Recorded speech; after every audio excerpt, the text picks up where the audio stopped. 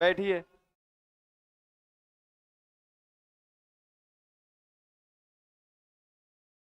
Live हो गया।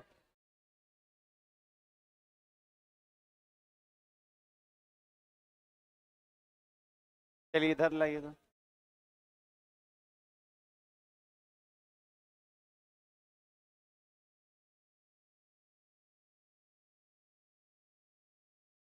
मिलेगा।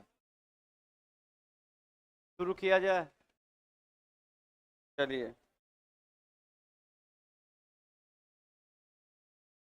छियासठ से ही ना। चलिए यूट्यूब वाले फास्ट कमेंट करेंगे, शुरू कर दें। चलिए फास्ट कमेंट करेंगे यस। चलिए फास्ट कमेंट करेंगे आप लोग यस, ताकि शुरू किया जाए सेशन। देखेंगे। सबसे पहला सवाल है कि महासागर के तली पर होने वाले कंपन को किस नाम से जाना जाता है? और अगर महासागर के तली में भूकंप होगा तो आएगा क्या? सुनामी। क्या आएगा? तो ये स्पष्ट रूप से याद रखिएगा कि जब समुद्र के तल में कंपन होगा तो कंपन होने के बाद भूकंप जैसी घटनाएं होंगी, और जब भूकंप होगा ध्यान रखेंगे क्या आएगा? सुनामी। और ये दोनों एक गंभीर प्राकृतिक आपदा में से एक है, भूकंप और कौन? सुनामी। भूकंप और दोनों प्राकृतिक आपदा है। कौन कौन बताइए? कंफर्म ना? चलिए नेक्स्ट सवाल की ओर चलेंगे। कहता है 26 दिसंबर 2014 को विश्व, अच्छा, 26 दिसंबर 2004 को कहता है कि विश्व के किस हिस्से में भयंकर सुनामी आया था? बंगाल की खाड़ी में। कहां पे? और इससे भारत पूरी तरह प्रभावित हुआ था। कब सुनामी आया था? 2004। कहाँ आया था? बंगाल की खाड़ी। तो बंगाल की खाड़ी में जिसमें सबसे ज्यादा प्रभावित जो हुआ था वो याद रखेंगे अंडमान। कौन सा? अंडमान निकोबार। कौन निकोबार बताओ भाई? और अंडमान निकोबार के अलावे भारत के तटीय राज्य, भारत के क्या भाई? भारत के याद रखेंगे तटीय राज्य ज्यादा प्रभावित हुआ था। ज्यादा याद रखेंगे, ज्यादा प्रभावित हुआ था। ध्यान रखेंगे प्रभावित हुआ था। तो ज्यादा प्रभावित हुआ था कौन? अंडमान निकोबार और तटीय राज्य। तटीय राज्य में जो भी ध्यान रखेंगे तमिलनाडु, आंध्र प्रदेश और उड़ीसा। आंध्र प्रदेश, तमिलनाडु और उड़ीसा। तो ये तटीय राज्य 2004 के सुनामी में प्रभावित हुआ था, जबकि पूरी तरह से तबाही मचा था अंडमान में। कहां पे? अंडमान। कहां पे? कब सुनामी आया था? 2004। याद रखिएगा। कहता प्रमुख भूकंपीय तरंगों का नाम लिखिए। पहला है पी, एस और एल। ये याद रखेंगे। ये तीव्रता के आधार पर। किसके आधार पर? किसके आधार पर? जैसे ध्यान रखेंगे आपके पिछले क्लास में जो आप 1 to 5 के लिए टीचर बनेंगे तो उसको प्राइमरी टीचर क्या कहता है? तो उसको पी से इंडिकेट कर सकते हैं। फिर मध्य विद्यालय के लिए मिडिल, और हाई स्कूल के लिए उच्च। तो एम मिडिल से, एच हाई से, है ना? तो उसी प्रकार से भूकंप की याद रखेंगे तीव्रता और उसके जो टाइप या प्रकार है तरंग के, उसे इंडिकेट किया गया है पी तरंग। कौन तरंग? एस तरंग। कौन? एल। कौन? तो ध्यान रखेंगे पृथ्वी के अंदर जब प्लेट का टकराव होता है तो कंपन होता है, और उस कंपन से जो वेव या तरंग निकलता है वो उसके तीव्रता के हिसाब से उसको इंडिकेट किया गया है। याद रखेंगे P S L, P S L, P S L. अब आपसे पूछेगा कि बताइए कि भूकंपीय तरंगों का नाम लिखिए, तो पहला कौन तरंग है? उसके बाद, के बाद तो कितने हो गए? 3। कितने? तो पहला कौन?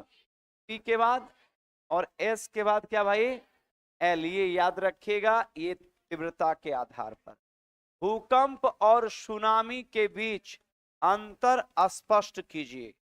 तो ध्यान रखिएगा कि भूकंप और सुनामी का अंतर स्पष्ट हम पहले भी पढ़ा चुके कि भूकंप कहाँ आएगा, जमीन पर जब आएगा तो उसको क्या कहेंगे, भूकंप। जबकि समुद्र में आएगा तो उसको क्या कहेंगे, सुनामी। क्या कहेंगे, तो हमने कई बार आपको बताया है कि जब स्थल स्थल पर जब दो प्लेट के आपसी टकराव स्थल पर होंगे तो भूमि कंपन होगा, तो उसको भूकंप कहेंगे, जिससे जान माल का ज्यादा नुकसान होगा।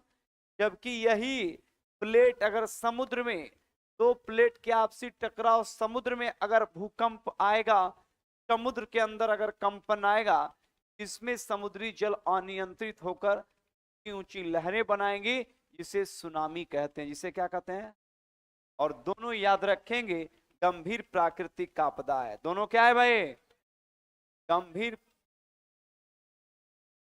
प्राइमरी हुआ, सेकेंडरी हुआ और लो, है ना। चलिए, सुनामी के प्रभाव को कम करने के लिए क्या महत्वपूर्ण याद रखेंगे है भाई, तो सुनामी के पूर्व चेतावनी। कौन चेतावनी, देखो भाई, पूर्व चेतावनी की अगर बात करेंगे तो जैसे ही जिस एरिया में भूकंप आया है तो ध्यान रखेंगे उसके कुछ घंटे बाद ध्यान रखेंगे उस समुद्री एरिया में ध्यान रखेंगे सुनामी की भी चेतावनी दी जाती है। और भारत में सुनामी वार्निंग सेंटर जो है वो है कहां पे, हैदराबाद में। कहां पे, तो भारत में सुनामी वार्निंग सेंटर कहां है। जिस प्रकार से भूकंप की बात करेंगे, जब भूकंप आता है तो भूकंप मापने वाले यंत्र को क्या कहते हैं, सिस्मोग्राफ। और भूकंप की तीव्रता मापी जाती है रिक्टर स्केल पे। तो उसी प्रकार से जब भूकंप आता है तो भूकंप के बाद ये अनुमान लगाया जाता है, भूकंप के बाद ये अनुमान लगाया जाता है कि समुद्र में सुनामी भी आ सकता है। और ध्यान रखिएगा, इसके लिए चेतावनी जारी किया जाता है। तो ये स्पष्ट रूप से ध्यान रखिएगा, सुनामी के प्रभाव को कम किया जा सकता है, पूर्व चेतावनी। ताकि ध्यान रखेंगे तटीय क्षेत्र से जो भी लोग हैं उनको हटा लिया, जिससे जान माल का नुकसान क्या होगा, कम होगा। जान माल का नुकसान क्या होगा, कम होगा। तो ये पूर्व चेतावनी प्रणाली के द्वारा, और ये स्पष्ट रूप से याद रखेंगे सुनामी वार्निंग सेंटर है कहां पे, हैदराबाद। कहां पे बताइए, तो अगर पूछे कि सुनामी वार्निंग सेंटर, कौन सेंटर बताइए, तो सुनामी वार्निंग सेंटर की अगर बात करेंगे तो ये कहां है भाई, हैदराबाद। कहां पे है, कौन बताइए, तो सुनामी वार्निंग सेंटर कहां है, हैदराबाद। कहां पे, हैदराबाद, याद रखिएगा।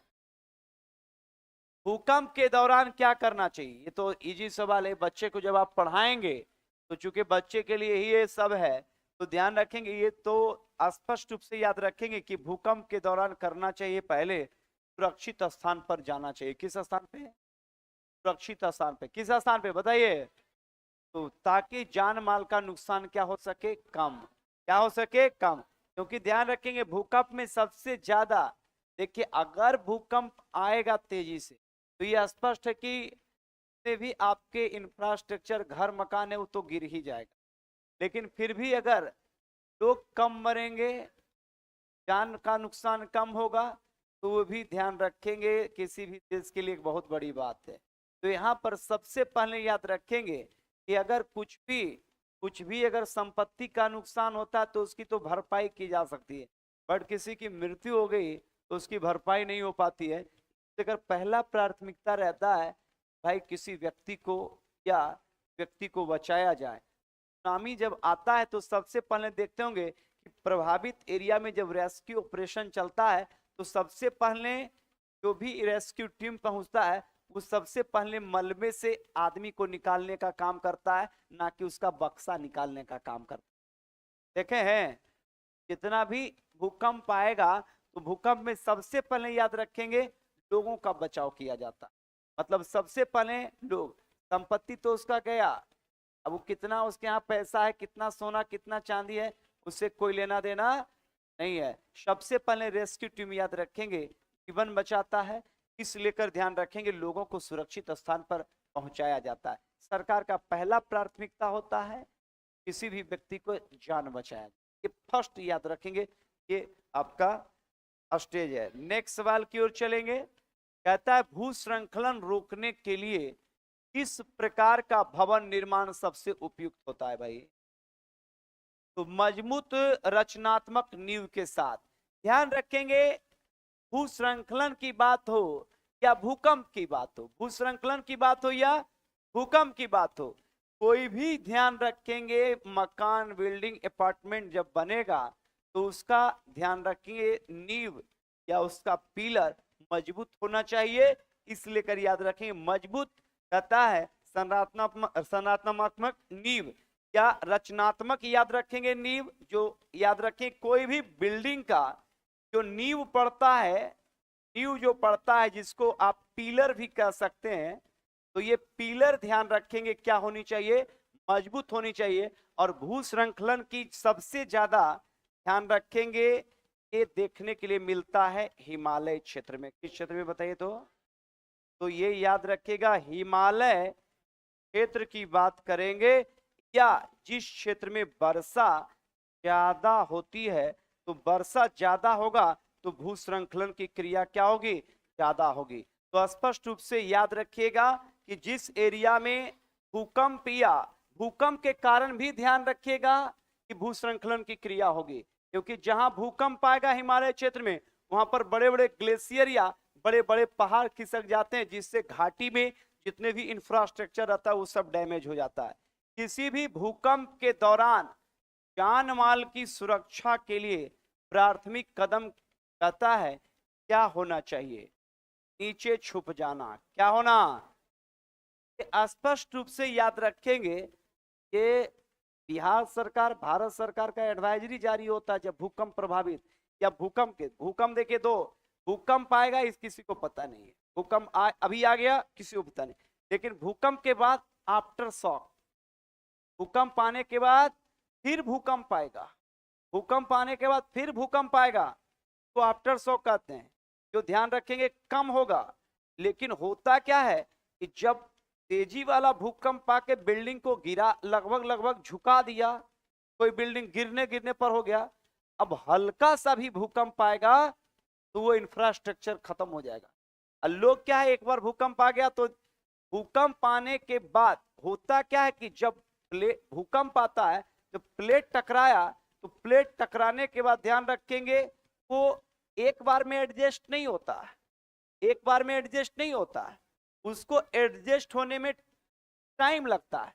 और जब वो एडजस्ट होता है, एक बार तो आया तो कस के आ गया, अब मान लीजिए एडजस्ट नहीं हुआ, अब वो एडजस्ट होने के लिए वो अपना हिलेगा।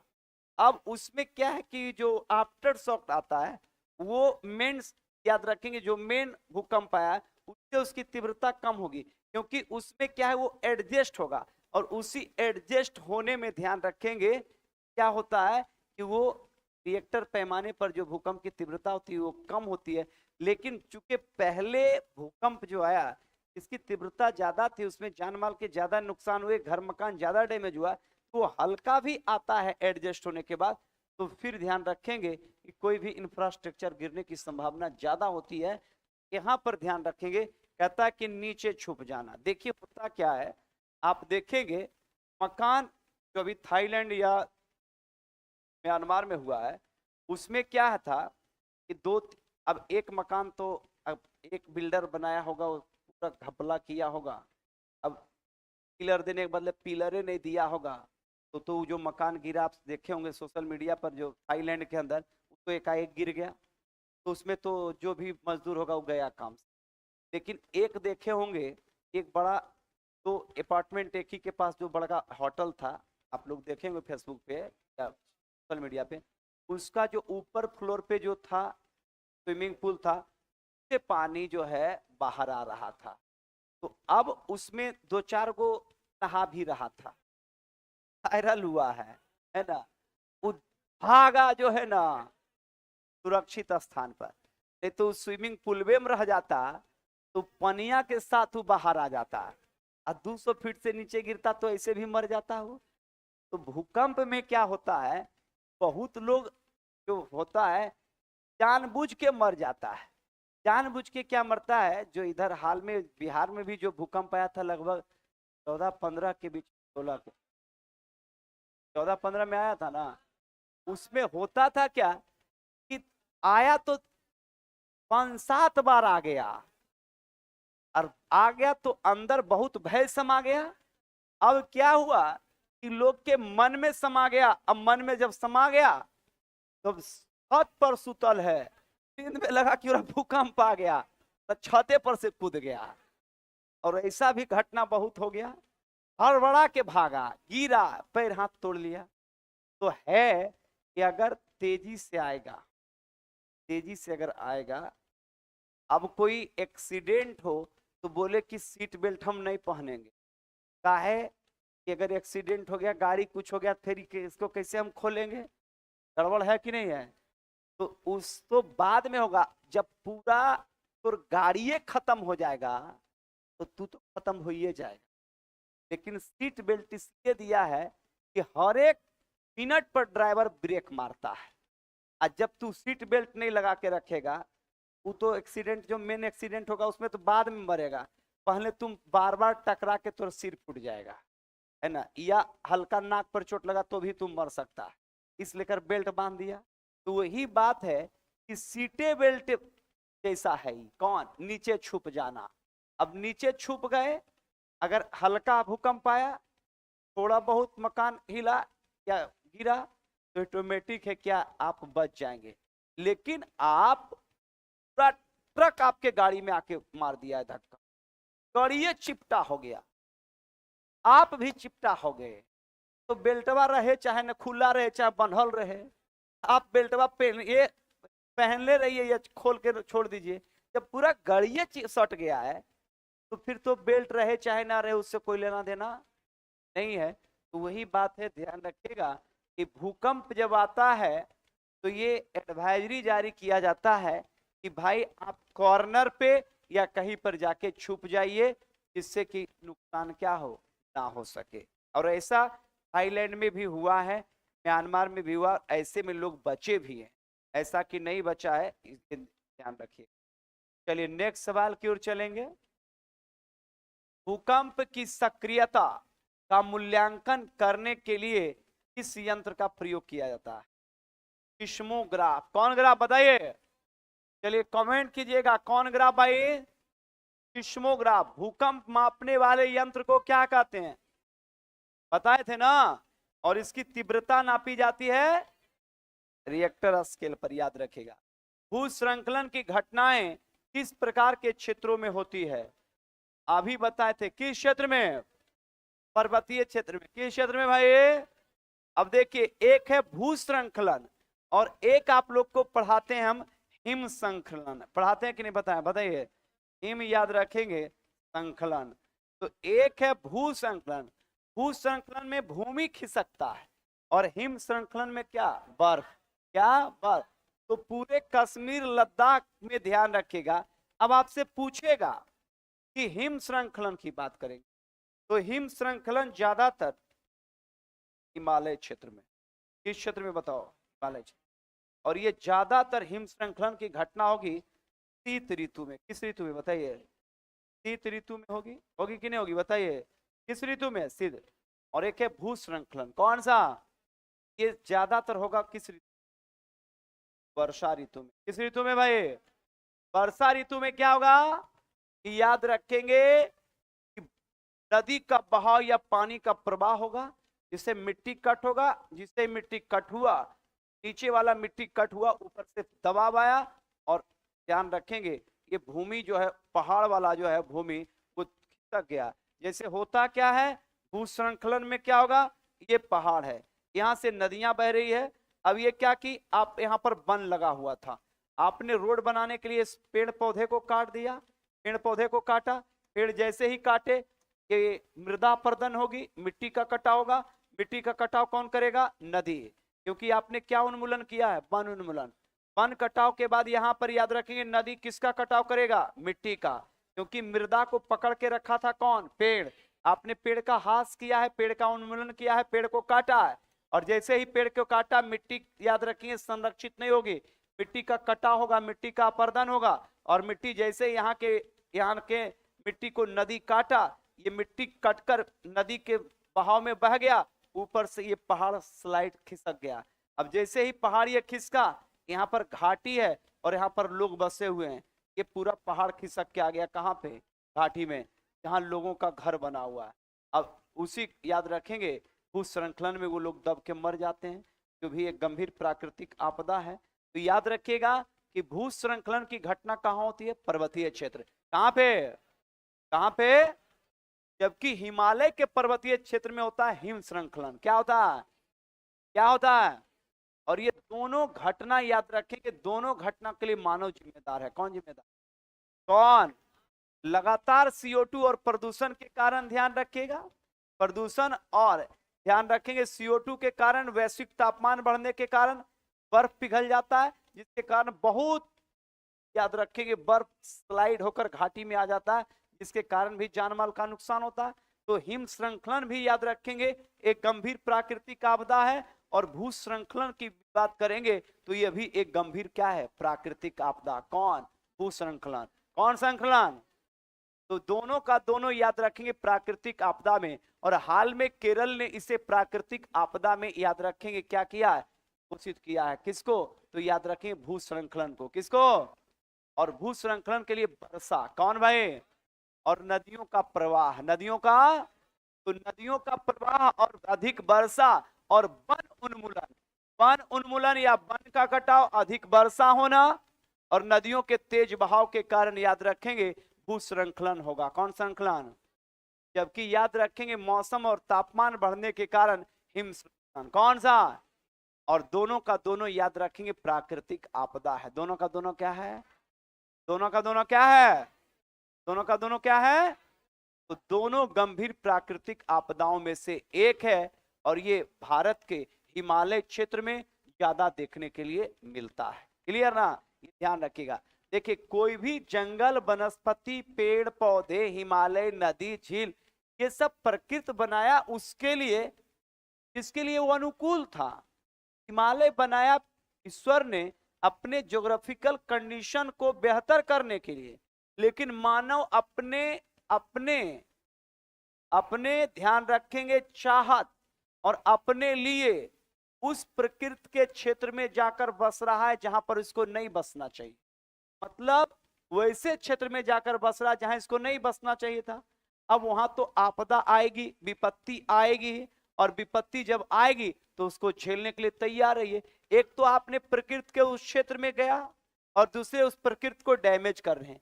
एक तो वो सेंसिटिव एरिया है जहां पर आपको बसना नहीं चाहिए, और उसके बाद बस भी गए तो हिमालय को उल्टे याद रखेंगे, वहां के जंगलों को, पर्वतों को, ग्लेशियर को आपने नष्ट करना शुरू कर दिया, तो ऑटोमेटिक है प्रकृति आपसे बदला लेगा। इसका जीता जागता उदाहरण है प्यारे, भूस्खलन का जीता जागता उदाहरण है केदारनाथ। कौन बताओ, केदारनाथ त्रासदी सुने थे आप?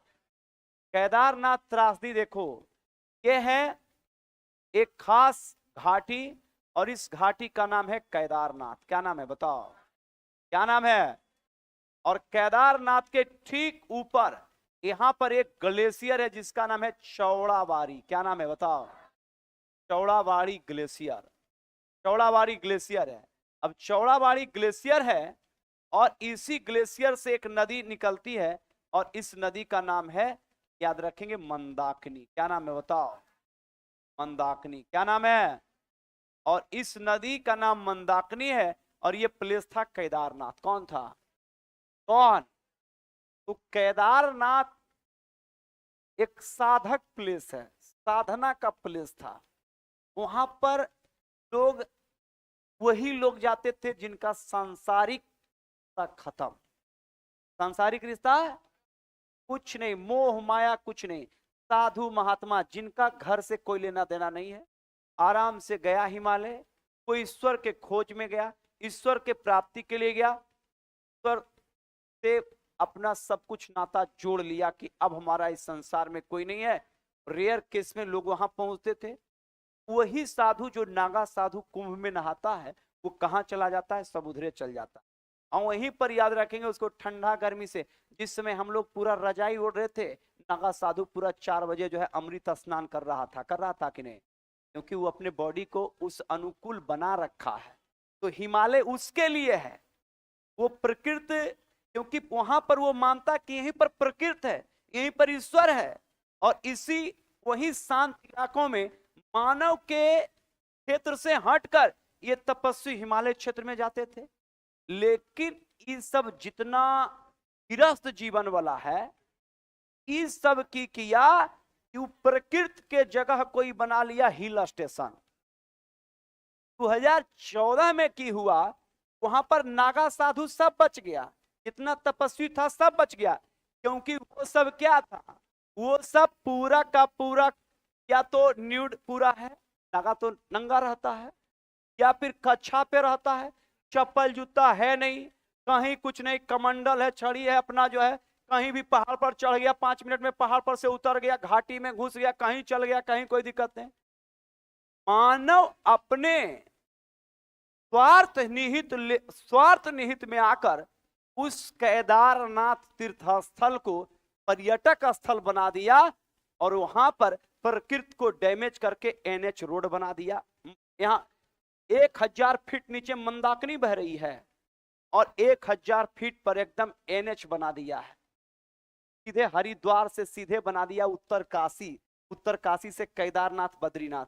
मानव तो स्वार्थी था कि फैक्ट्री में काम किया, इंजीनियर है, नौकरी किया, अब मन शांत करने के लिए पगली को हाथ लिया और चल दिया कहां, केदारनाथ।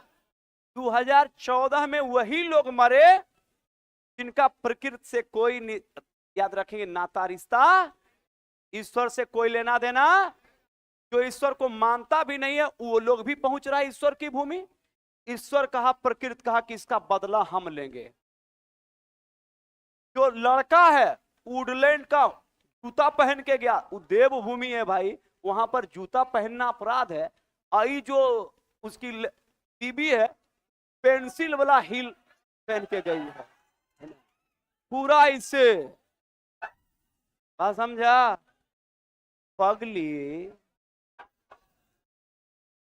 जो हील वाला चप्पल पहन के तुम समतल प्लेन मार्बल पर तुमको चलने में लग रहा है, वो तुम केदारनाथ के घाटी में कैसे चढ़ेगी।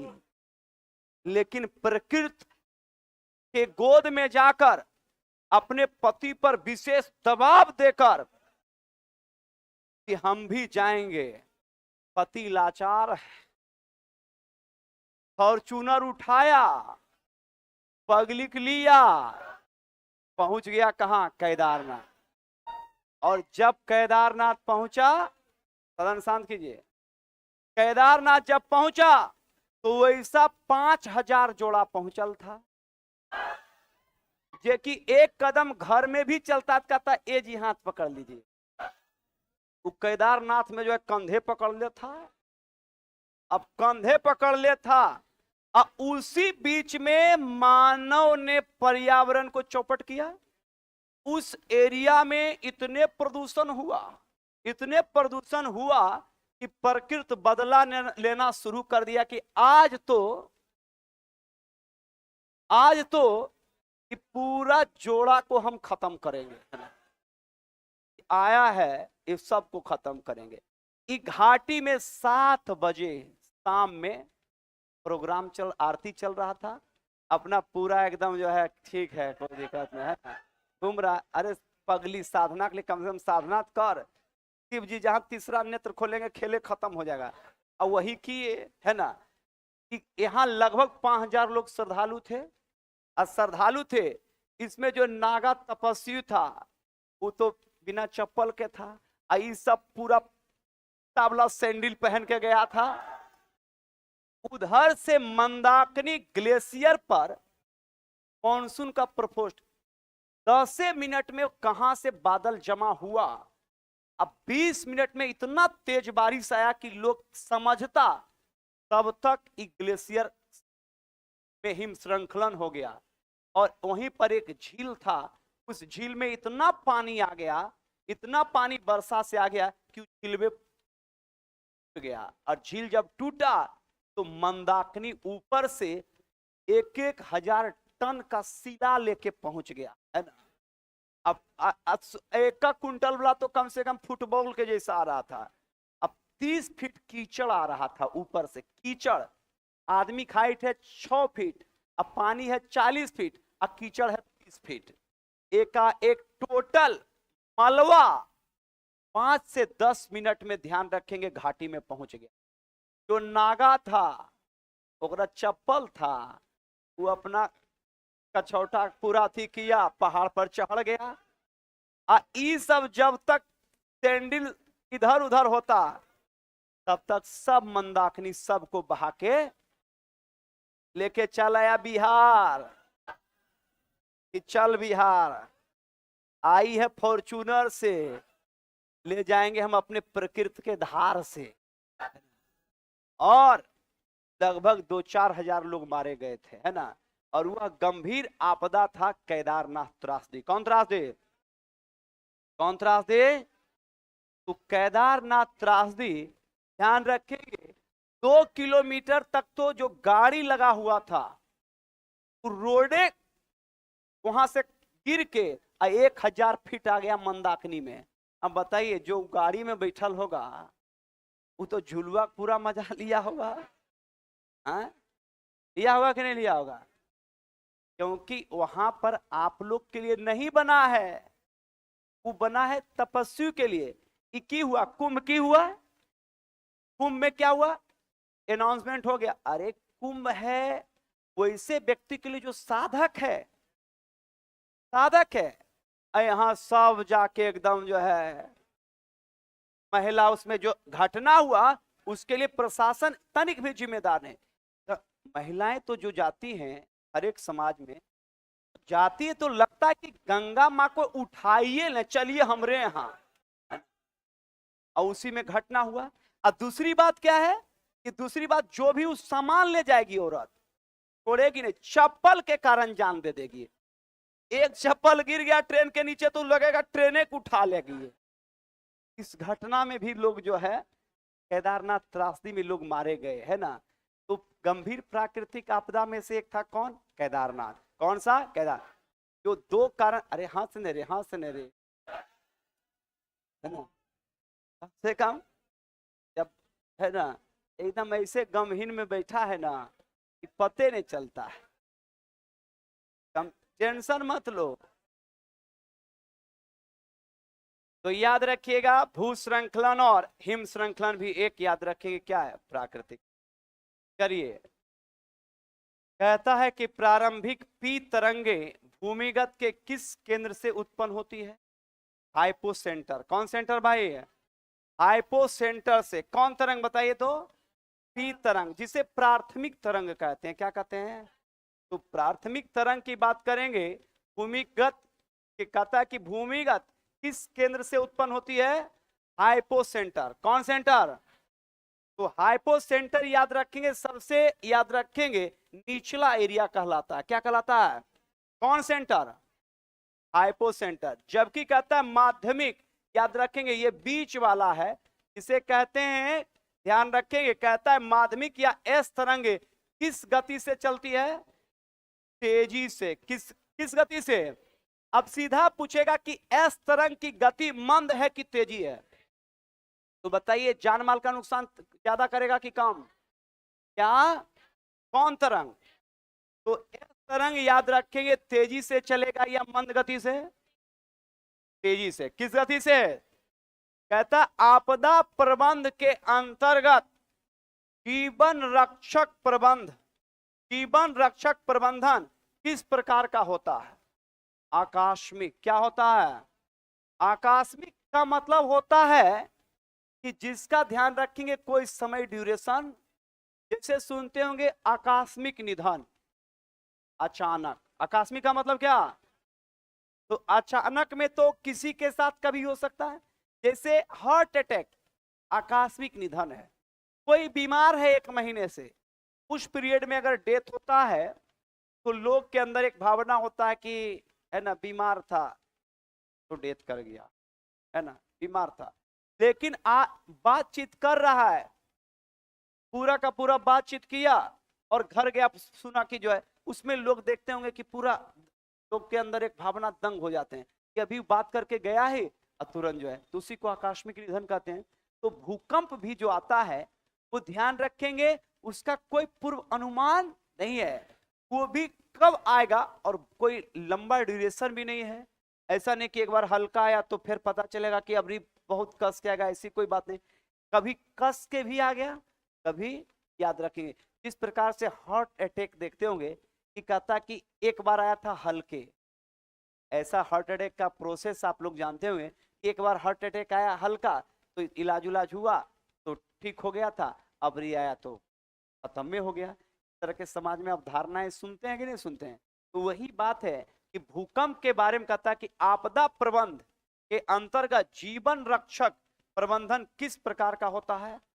आकस्मिक। कैसा होता है? आकस्मिक, याद रखिएगा। एकाएक। बाढ़ की स्थिति में प्राथमिकता कौन सा होना चाहिए? सुरक्षित स्थान पर पहुंचाना। ये तो इजी है भाई, ये तो सुरक्षित स्थान पर पहुंचाना, ये तो सबको पता है भाई कि सुरक्षित स्थान पर। बाढ़ की स्थिति में याद रखेंगे सबसे पहला है कि जो भी व्यक्ति बाढ़ से प्रभावित हो उनको सबसे पहले सुरक्षित स्थान पर क्या करना है? पहुंचाना है। तो ये तो बड़ा इजी सवाल है, ध्यान रखिएगा। समाज में महामारी फैलने के प्रमुख कारणों में से एक क्या हो सकती है? स्वच्छता की कमी। किसकी कमी भाई? तो स्वच्छता की कमी समाज में महामारी फैलने का प्रमुख कारण में से एक क्या हो सकता है? स्वच्छता की कमी। जैसे बाढ़ आया तो बाढ़ आने के बाद ध्यान रखेंगे कि आप अपने समाज मोहल्ले इस लेकर ध्यान रखेंगे, हमारे परंपराओं में भी है, हमारे परंपराओं, हमारे आप देखेंगे सनातन के अंदर परंपराओं में ये है कि दीपावली का जो उत्सव होता है वो वर्षा ऋतु के ठीक समाप्त और शीत ऋतु के आगमन, शीत ऋतु के आगमन है कि नहीं है? कौन कौन? दुर्गा पूजा तक तो देखते होंगे कि हथिया नक्षत्र रहता है तो वर्षा होते रहता है, और दुर्गा पूजा के बाद याद रखेंगे कि आश्विन महीना होता है, आश्विन के बाद जब कार्तिक आता है तो देखेंगे कि कार्तिक महीना जो है वो लगभग पूरे शीत ऋतु आ जाता है, मतलब वर्षा ऋतु उस समय तो लगभग समाप्त हो जाती है। और जब समाप्त हो जाती है तो ध्यान रखेंगे कि स्वच्छता, साफ सफाई, ये ध्यान रखेंगे। दीपावली के दिन आप देखते होंगे कि बड़े पैमाने पर स्वच्छता चलता है, बड़े पैमाने पर घर का रिपेयरिंग चलता है, घर का सफाई चलता है, घर का पूरा माहौल बदल दिया जाता है, क्योंकि ध्यान रखिएगा कि वर्षा ऋतु से पूरा घर संक्रमित वो प्रभावित हो जाता है। छोटे छोटे जीव जंतु याद रखेंगे, कीड़े मकोड़े वर्षा के कारण मरकर, याद रखेंगे पूरा गंदगी जहां तहां हो जाता है। इस लेकर घर की साफ सफाई ध्यान रखेंगे। हम दीपावली और उसके पहले पूरा करके हम एक उत्सव मनाते हैं दीपावली, जो कहीं ना कहीं ध्यान रखेंगे स्वच्छता और सफाई का एक प्रतीक है। स्वच्छता और सफाई का क्या है? एक प्रतीक है। स्वच्छता और सफाई का क्या है? प्रतीक है।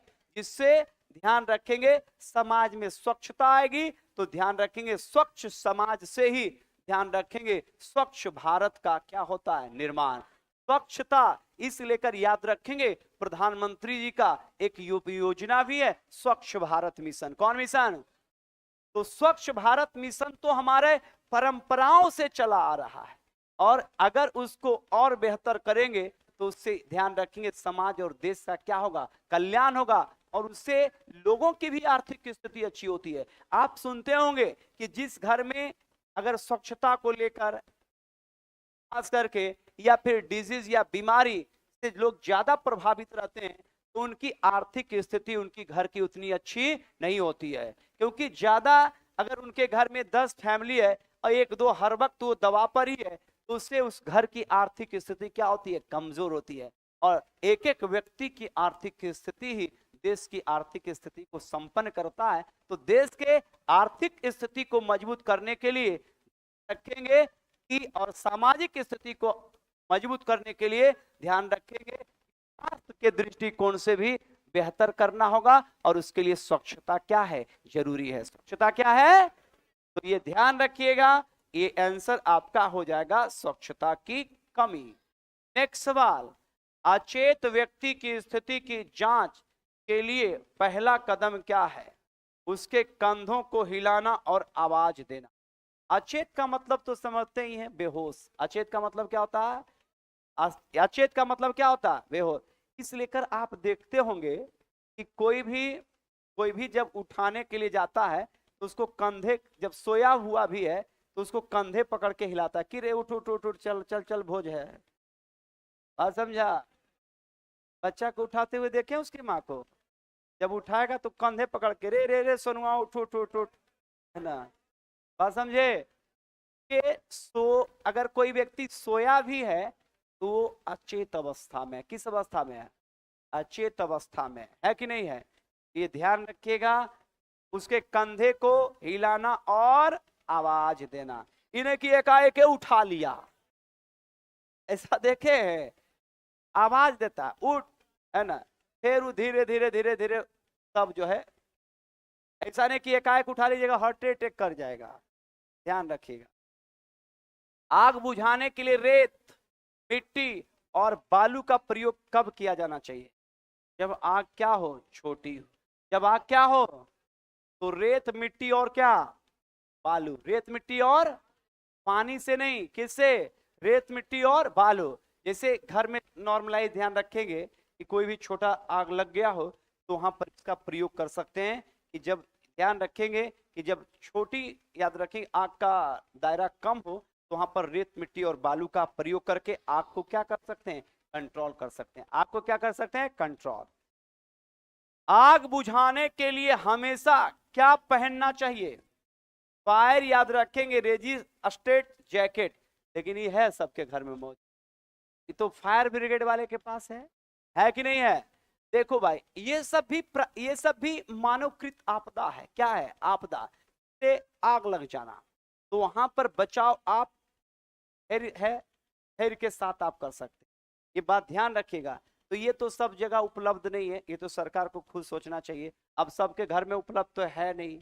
ये तो जब भी कोई भी बड़े पैमाने पर जब आग लगेगा तो फायर ब्रिगेड के, याद रखिए, सिपाही आता है और वही इसको क्या करता है, कंट्रोल करता है। उसको क्या करता है, कंट्रोल।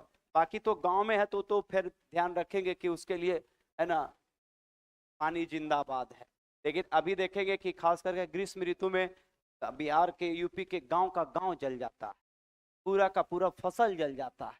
लोग देखते रह जाते हैं क्योंकि पानी है नहीं। फायर ब्रिगेड पहुंचेगा? फायर ब्रिगेड तो शहर के लिए बना, शहर के लोगों के लिए बना है। गांव में तो आज तक फसल, लाखों करोड़ों के फसल जल जाता है, लेकिन फायर ब्रिगेड, चूंकि लोकल मार्केट या लोकल शहर में फायर ब्रिगेड है नहीं, बड़े बड़े शहरों में रहता है, इसलिए कर किसान अपने मेहनत से जहां तक होता है उसको बचाता है।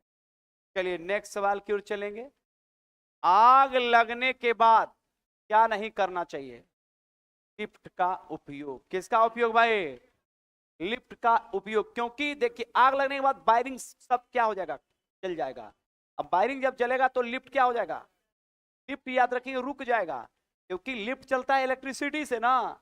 अब इलेक्ट्रिसिटी से चलेगा, बिजली से चलेगा, तो ऑटोमेटिक है कि जब वायर ही खत्म हो गया तो सप्लाई नहीं जाएगा बिजली का, और जब नहीं जाएगा तो ऑटोमेटिक है लिफ्ट वहीं पर जाम हो जाएगा, जिससे भी लोग मर जाएंगे। तो कम से कम लिफ्ट का तो प्रयोग से बचना चाहिए, ज्यादातर सीढ़ी से उतरना चाहिए, ताकि आप बेहतर आप बच सकते हैं। लेकिन अगर लिफ्ट में है तो ध्यान रखेंगे जहां बिजली का सप्लाई बंद हुआ, क्योंकि आग लगेगा तो बिजली के वायर सारे समाप्त हो जाएंगे। और जितने भी आग लगता है शहर में, उसका याद रखेंगे, उसका 90% याद रखेंगे क्या है, शॉर्ट सर्किट है। इससे सबसे पहले क्या होता है कि आपका पूरा बिजली समाप्त होगा, बिजली सप्लाई बंद, खत्म, और उसके बाद सारा का सारा लिफ्ट भी जहां का तहां रह गया। और अगर बीच आप लिफ्ट में है तो लिफ्टे में रह जाइएगा, तो वो एक खतरनाक है। तो याद रखेंगे लिफ्ट का प्रयोग नहीं करना चाहिए, ये ध्यान रखिएगा। कहता है स्वयं सेवी संस्थाओं का उद्देश्य क्या होना चाहिए? लोगों के प्रति क्या है, लोगों को प्रेरित करना और प्रशिक्षित करना। लोगों को क्या है, प्रेरित करना और प्रशिक्षित करना। ये स्वयं सेवी संस्था जितने भी हैं तो इनका उद्देश्य है कोई भी आपदा और विपत्ति के लिए लोगों को प्रेरित करना और प्रशिक्षित करना, ताकि ध्यान रखेंगे कम से कम जान माल का क्या हो, नुकसान हो। जान माल का नुकसान क्या हो, कम हो। भूकंप एवं सुनामी की स्थिति में आक्रामक प्रबंधन की चर्चा कहता है किस संबंध में की जानी चाहिए, मानवीय सुरक्षा। कौन सुरक्षा भाई? क्योंकि सबसे ज्यादा ध्यान रखेंगे भूकंप और सुनामी में सबसे ज्यादा जो खतरा है, सबसे ज्यादा नुकसान जो है वो मानव को है। इसलिए मानव सुरक्षा के दृष्टिकोण से ध्यान रखेंगे। कहता है कि भूकंप और सुनामी की स्थिति में आक्रामक प्रबंधन, आक्रामक मतलब तेजी से, आक्रामक का मतलब क्या, कोई भी याद रखेंगे बाढ़ और सुनामी में ध्यान रखेंगे बड़े तेजी से प्रबंधन किया जाएगा, या बड़े तेजी से ध्यान रखेंगे कि कोई भी चीज वहां पर पहुंचेगा जिससे जान माल का नुकसान क्या है, कम होगा। जान माल का नुकसान क्या होगा, कम होगा। ध्यान रखिएगा। सुनामी किस स्थान पर आता है, ये तो 100 बार बताए हैं। चलिए कहां आता है बताइए फार। तो सुनामी कहां आता है भाई, कहां पे? तो सुनामी सबसे ज्यादा कहां आता है, कहां पे? कौन भाई? सुनामी कौन? तो सुनामी सबसे ज्यादा कहां, कहां पे? कंफर्म ना? याद रखिएगा 2004 का सबसे भयानक सुनामी था।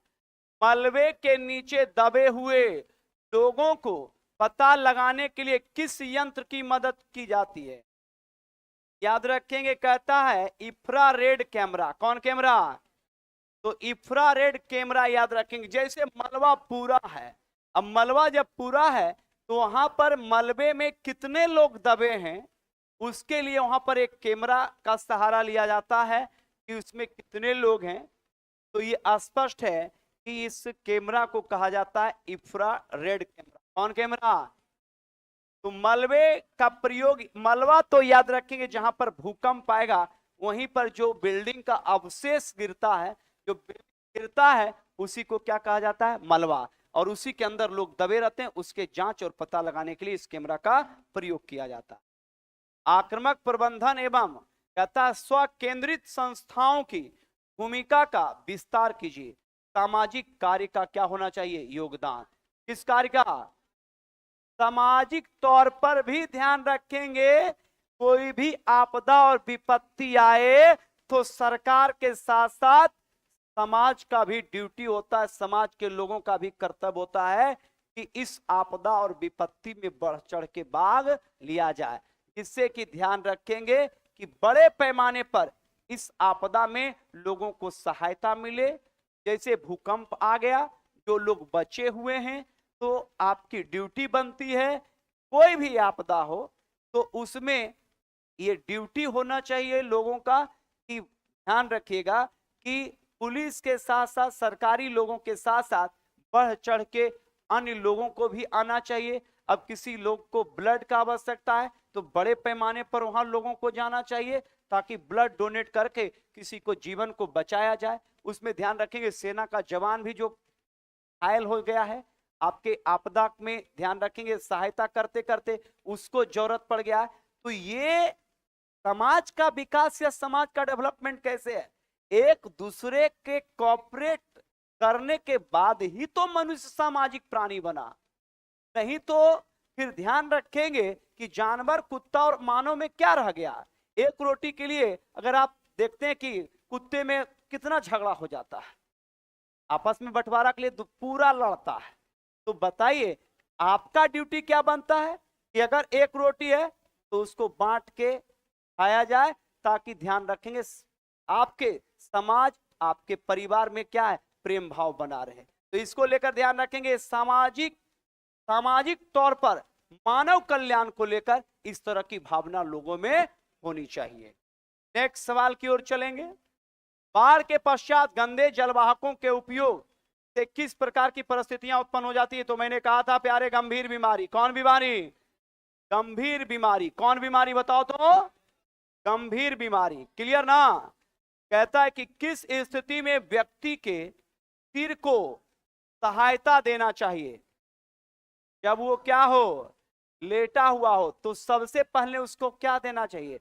सिर का सहारा, सिर मतलब याद रखेंगे उसके माथे को सहारा देना चाहिए, इन्हें कि पैर उठा लिया अब मुड़ी उसका झूल रहा है, समझे। इसलिए अक्सर देखते होंगे जब लोग किसी को उठाता है तो सबसे पहले याद रखेंगे उसके बॉडी और सिर को पकड़ता है, पैर उसका लटक भी रहा है तो कोई दिक्कत नहीं, हाथ लटक रहा है तो कोई भी दिक्कत नहीं है, अब पैरवा हाथ उठा लिया और सिर झूल रहा है, ये गलत तरीका है उठाने का, इस बात का ध्यान रखिएगा। चलिए, आग से बचने के लिए अग्निशामक दल का क्या कार्य होता है? लोगों को बचाना और आग बुझाना, ये तो नेचुरल है, ये तो बड़ा इजी है। अग्निशामक वाले जो लोग आप आते हैं उनका काम है लोगों को बचाना और आग को क्या करना है, कंट्रोल करना है ना। चलिए नेक्स्ट सवाल की ओर चलेंगे। नेक्स्ट सवाल क्या कहता है भाई, ध्यान देना है। नेक्स्ट सवाल कहता है कि राज्य सरकारों की आपदा प्रबंधन इकाइयां का क्या कार्य है? आपातकालीन सेवाओं को क्या कराना, उपलब्ध कराना। आपातकालीन सेवा क्या होता है भाई? आपातकालीन सेवा है कि जब प्रकृति की आपदा आएगी, विपत्ति आएगी, तो ध्यान रखेंगे जितने भी लोग घायल हुए हैं उनका पहला उपचार के लिए आपात स्थिति में एम्बुलेंस मुहैया करवाना, ताकि लोगों को हॉस्पिटल और प्रारंभिक उपचार या प्राथमिक उपचार, तो पहला है कि घायल व्यक्ति जो भी आपदा में है, राज्य सरकार का ड्यूटी बनता है कि उसको सुरक्षित निकाल के हॉस्पिटल पहुंचाना और हॉस्पिटल पहुंचा के प्राथमिक उपचार देना, और उसके बाद फिर ध्यान रखेंगे ताकि उसका फर्स्ट स्टेज में उसका जान बच जाए। जैसे होता क्या है कि रोड पर एक्सीडेंट होता है, इसलिए कर सुप्रीम कोर्ट ने यह आदेश दिया, सारे ध्यान रखेंगे सरकार को और ध्यान रखेंगे लोगों को और प्रशासन को कि जब कोई एक्सीडेंट हो जाता है तब क्या है कि लोग वहां पर पुलिस आने का इंतजार करते रहते हैं कि पुलिस आएगा, अब पुलिस ले जाएगा, तो हॉस्पिटल में जैसे पुलिस बॉडी को लेके जाएगा तो वो डॉक्टर सब एकदम पूरा अलर्ट में हो जाएगा कि पुलिस प्रशासन बॉडी लेके आकर जल्दी ट्रीटमेंट करो। सुप्रीम कोर्ट बोला कि सुन, अगर कोई भी एक्सीडेंट होता है तो कोई भी व्यक्ति आराम से उसको पहुंचा देगा। पहले होता था क्या कि जैसे ही कोई एक्सीडेंट हुआ, अब बॉडी को लेकर गया, अब मान लीजिए कि उस एक्सीडेंट में व्यक्ति की मृत्यु हो, अब पुलिस जो उसको ले गया वो 1-1.5 दिन तक छोटा थाने में बैठा के रख दिया, आदमी कान पकड़ लिया कि सब हमारा काम नहीं हो, डर गया, बोला एक तो इसको हम ले गए, सुप्रीम कोर्ट बोला कि सुन, ये सब अगर मामला हम सुने तब जाएगा, कोई भी ले जाएगा, और डॉक्टर को बोल दिया, पूरे मेडिकल स्वास्थ्य विभाग एडवाइजरी जारी किया कि अगर कोई भी व्यक्ति इंजूरी है और कोई भी लेके पहुंच गया तो पहला ड्यूटी है पहले तू कर इलाज करेगा, पैसा बाद में जोड़ना, मर जाएगा तब तू आलू जोड़ेगा, नहीं जोड़ेगा। तो पहला प्राथमिक है उस लोगों का जान बचाना, और ये सुप्रीम कोर्ट के बाद सरकार का भी आदेश आ गया, और सरकार का जब आ गया तब से ध्यान रखेंगे कि लोगों के प्रति फिर जागरूक किया गया। अब ध्यान रखिएगा कि अगर कोई व्यक्ति अगर है तो ये मत डरना है कि पुलिस से एकदम नहीं डरना है, और उसको एकदम मुंह तोड़ जवाब देना है कि जो है, अब क्या है कि नॉर्मल व्यक्ति तो इसी में डर जाता था कि नॉर्मल व्यक्ति कि हम लेके भी गए और उसके बाद हमारे से सवाल जवाब, आधार कार्ड लाओ तो पैन कार्ड लाओ तो ई लाओ तो खतियान लाओ, उसका नाम लिख रहा, बेचारा वो डर गया कि हमरा पर केस तो नहीं कर दिया है, तो लोग डर जाता था।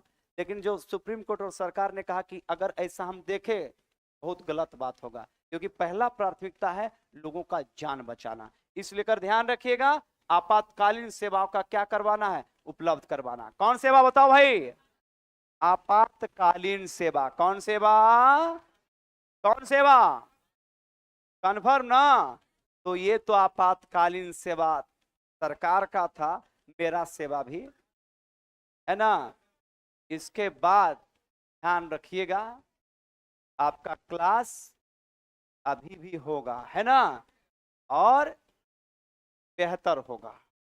तुरंत आ रहे हैं सर क्वालिटी वाले सर, बात समझ गए ना, क्वालिटी वाले सर सोनू सर आ रहे हैं, है ना। हाँ, तो ये ध्यान रखिएगा, वो पहुंच रहे हैं। हाँ, 5 से 7 मिनट में वो पहुंच जाएंगे और वो आपका क्लास लेंगे, इस बात का ध्यान रखिएगा।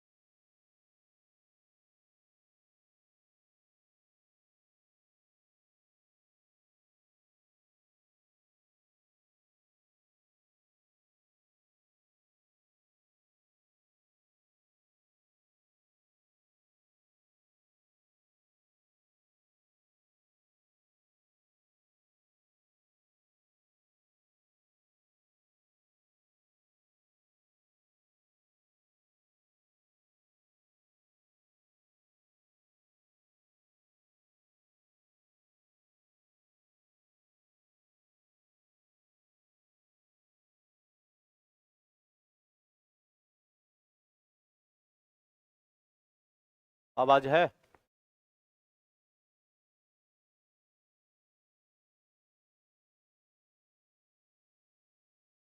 हाँ, शुरू शुरू। चलो चलो, स्टार्ट करे रे। आए, चल ठीक।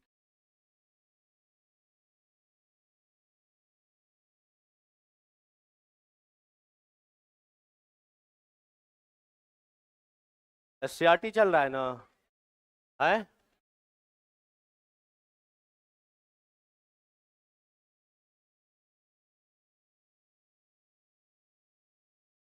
एक से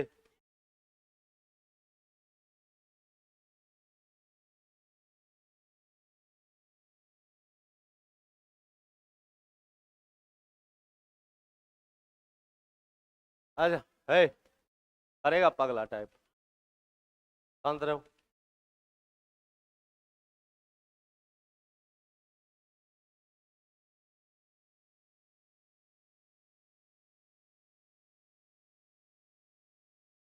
काम नहीं कर रहा है।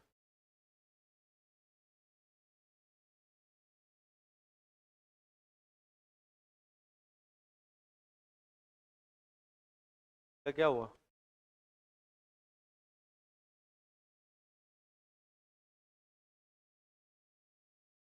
जल्दी।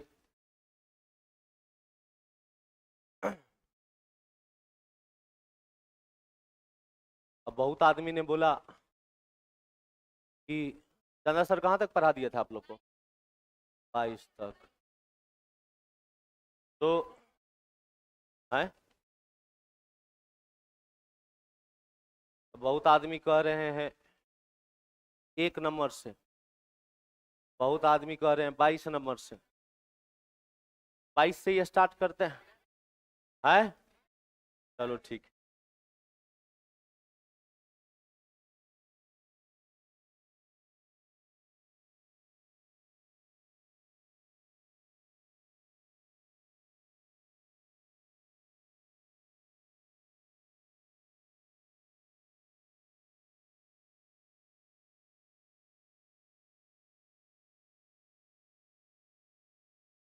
सही है, अब ठीक है ना रे? चल ठीक।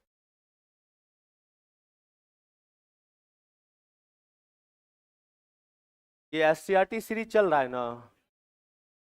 चलो क्वेश्चन में है ना रे? ठीक। क्वेश्चन देखो कह क्या रहा है। कह रहा है कि सरकार के विभिन्न अंगों के बीच सत्ता का बंटवारा क्यों आवश्यक है? क्या कारण है कि सरकार के बीच जो है तुम्हारा सत्ता का बंटवारा किया गया है? एक बात हमर समझना, एगो होता है अध्यात्मक प्रणाली,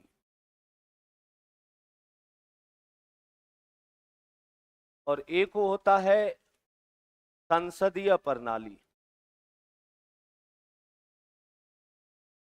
जब किसी देश की शासन व्यवस्था जो होती है, जब एक ही आदमी के पास सरकार का भी पावर रहे और देश का भी पावर रहे, तो वैसे देश में जो व्यवस्था होती है, जो सरकार की व्यवस्था होती है, उसको कहा जाता है अध्यात्मक प्रणाली, या इसी को हम लोग आम बोलचाल भाषा में राष्ट्रपति प्रणाली भी कह देते हैं। राष्ट्रपति प्रणाली भी कह देते हैं।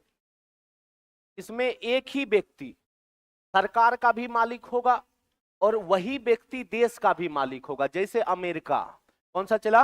अमेरिका। अमेरिका में डोनाल्ड ट्रंप का नाम सुन रहे हैं, अभी खूब पगलाया हुआ है चला। चीन को तो देखना नहीं चाह रहा है। भारत तो थोड़ा बहुत ठीक ठाक है। चीन को सबसे ज्यादा परेशान किया। पहले 25% टैरिफ लगाया, बाद में चीन ने कहा कि जितना तुम लगाएगा उतना हम लगाएंगे। बोला कि अब तू ऐसे नहीं मानेगा, सीधे 104 कर दिया। अब करो। भारतों पे लगाया, और जब भारत पे लगाया तो भारत ने कहा कि ठीक है, जैसा आपका मन है वैसे ही ठीक, लेकिन दिक्कत तो आपको भी होगी। और दिक्कत हुआ। 4 ट्रिलियन डॉलर, एक दूने 4 ट्रिलियन डॉलर जो है तुम्हारा अमेरिका के शेयर मार्केट का पूरा डाउन हो गया। बस ये बोला कि ठीक है, आपका जैसा मन है आप करिए। अब भारत का सामान अमेरिका में चलाओ, यदि 5 रुपए में मारकर बिक रहा है भारत में, तो टैरिफ लगता नहीं था। अमेरिका में 5 रुपए में बिकता था। अब अमेरिका ने कहा कि हम बहुत दानवीर बन गए, अब जो है अब हम भी छीनना स्टार्ट करेंगे, और सब पे टैरिफ लगाना स्टार्ट कर दिया। काहे? काहे कि देश का भी मालिक वही है और सरकार का भी मालिक वही है। तो जहां एक ही व्यक्ति देश के बारे में भी सोचेगा और सरकार के बारे में भी सोचेगा, उसको कहा जाता है अध्यात्मक प्रणाली या राष्ट्रपति प्रणाली। लेकिन यदि कोई एक व्यक्ति देश का प्रमुख है और सरकार का प्रमुख कोई दूसरा व्यक्ति है, तो वैसा जो प्रणाली होता है, कौन सा प्रणाली होता है? संसदीय। कौन सा प्रणाली होता है? संसदीय। जैसे भारत कौन सा प्रणाली है? भारत कौन सा है? संसदीय प्रणाली न चला। देश का मालिक राष्ट्रपति न, देश का हेड कौन होगा? राष्ट्रपति। लेकिन सरकार का मालिक रे प्रधानमंत्री न। न्यूज में मोदी जी ज्यादा रहते हैं या राष्ट्रपति द्रौपदी मुर्मू? मोदी जी ना हो? भाई साहब लांछन हो लगता है मोदी जी पर। दौरा भी करते हैं, अमेरिका हो चाहे रूस हो, मोदी जी ज्यादा। सरकार का वास्तविक शक्ति जो है वो प्रधानमंत्री के पास है, और नॉम का शक्ति जो है वो तुम्हारा राष्ट्रपति के पास है। अब लेकिन इसमें अंग को बांटना बड़ी जरूरी है, नहीं बांटेगा तो दिक्कत हो जाएगा। यदि एक ही व्यक्ति कार्यपालिका को भी संभाले, एक ही व्यक्ति विधायिका को भी संभाले और एक ही व्यक्ति न्यायपालिका को भी संभाले, सरकार के कितने अंग होते हैं? 3 अंग। सरकार के कई गो अंग? 3 गो ना। सरकार का कई गो अंग? 3 गो। अब बोलेगा 3 अंग में पहला कौन सा? विधायिका। पहला विधायिका, पहला रे विधायिका, दूसरा कार्यपाल, दूसरा कार्यपाल, और तीसरा न्यायपालिका। चला, विधायिका का काम होता है कानून को बनाना, विधायिका का काम लागू नहीं कौन करेगा? कार्यपालिका। लागू कौन करेगा? लेकिन हम बोल रहे हैं जो कानून बना रहा है और जो कानून लागू कर रहा है, जरूरी थोड़ी है कि कानून अच्छे होगा। जैसे मान लो कि कोई कानून बन गया कि रात में 10 बजे के बाद जो सुतेगा ओकरा लतियाएंगे। अब मान लो कि अब पुलिस जो है सब जगह सबका घर जाकर के चेक करेगा कि कौन 10 बजे के बाद सुतल है, कौन जागल है। तो इसके लिए एगो तो अंग होना चाहिए ना, जो ये जांच कर पाए कि कानून जो बनाया जा रहा है और कानून जो लागू किया जा रहा है वो सही है या गलत। तो जांच करने वाला कौन होता है? न्यायपालिका। अब यदि एक ही व्यक्ति के पास ही तीनों पावर यदि रह गया तब दिक्कत हो जाएगा। तब एज लाइक हो जाएगा डिक्टेटरशिप, एज लाइक हो जाएगा मोनार्की, राजतंत्र। राजा ही कानून को बनाता था, राजा ही कानून को लागू करता था और राजा ही क्या करता था? न्याय करता था। यही ना होता था हो। अब इतिहास पढ़ते हैं तो जहांगीर के बारे में कहा जाता है ना कि न्याय का सबसे बड़ा देवता वही थे। तो भाई साहब एक ही व्यक्ति को यदि सारा पावर दे देगा तो दिक्कत हो जाएगा तुम्हारा।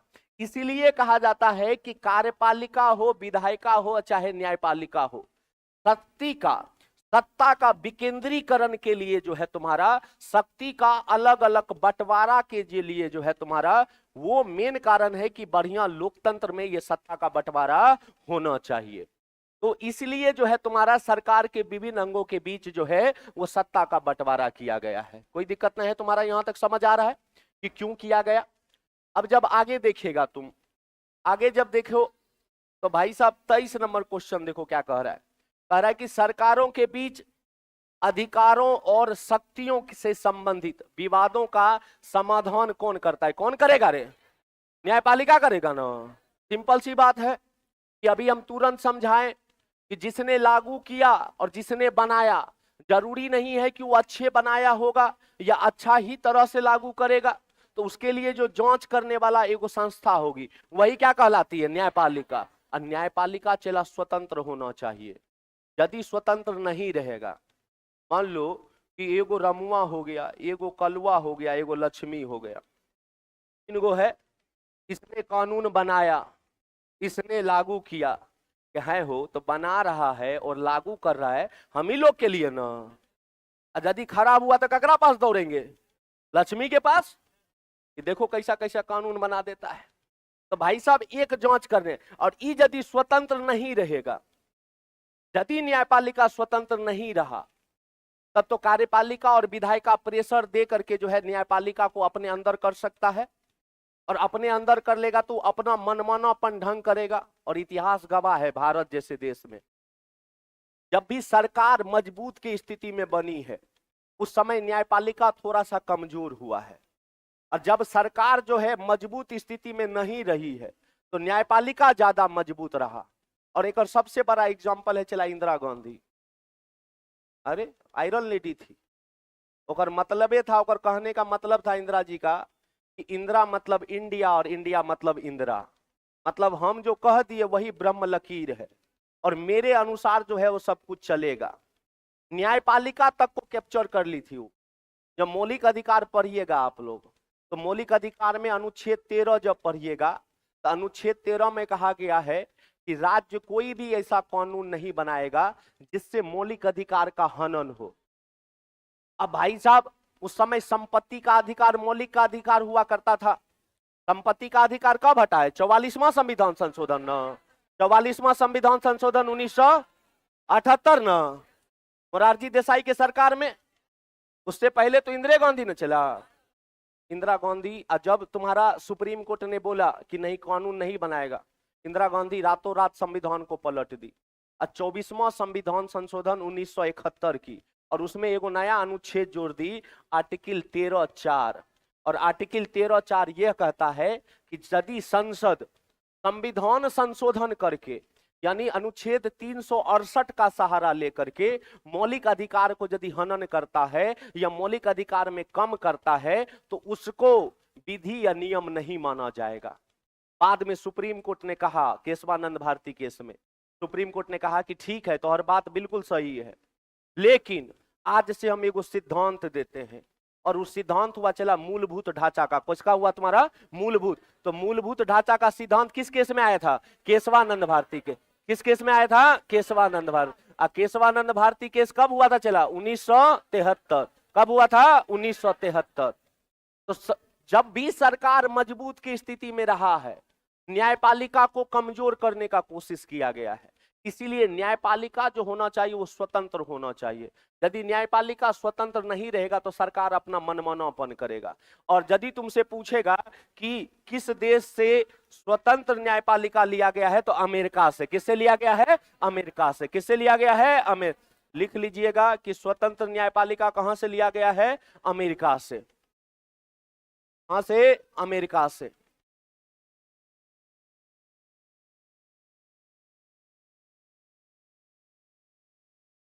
ठीक है, आगे बढ़ियो रे। चल ठीक, अब ध्यान से समझो। चला कह रहा है कि भारत में किस राज्य को विशिष्ट अधिकार दिए गए हैं।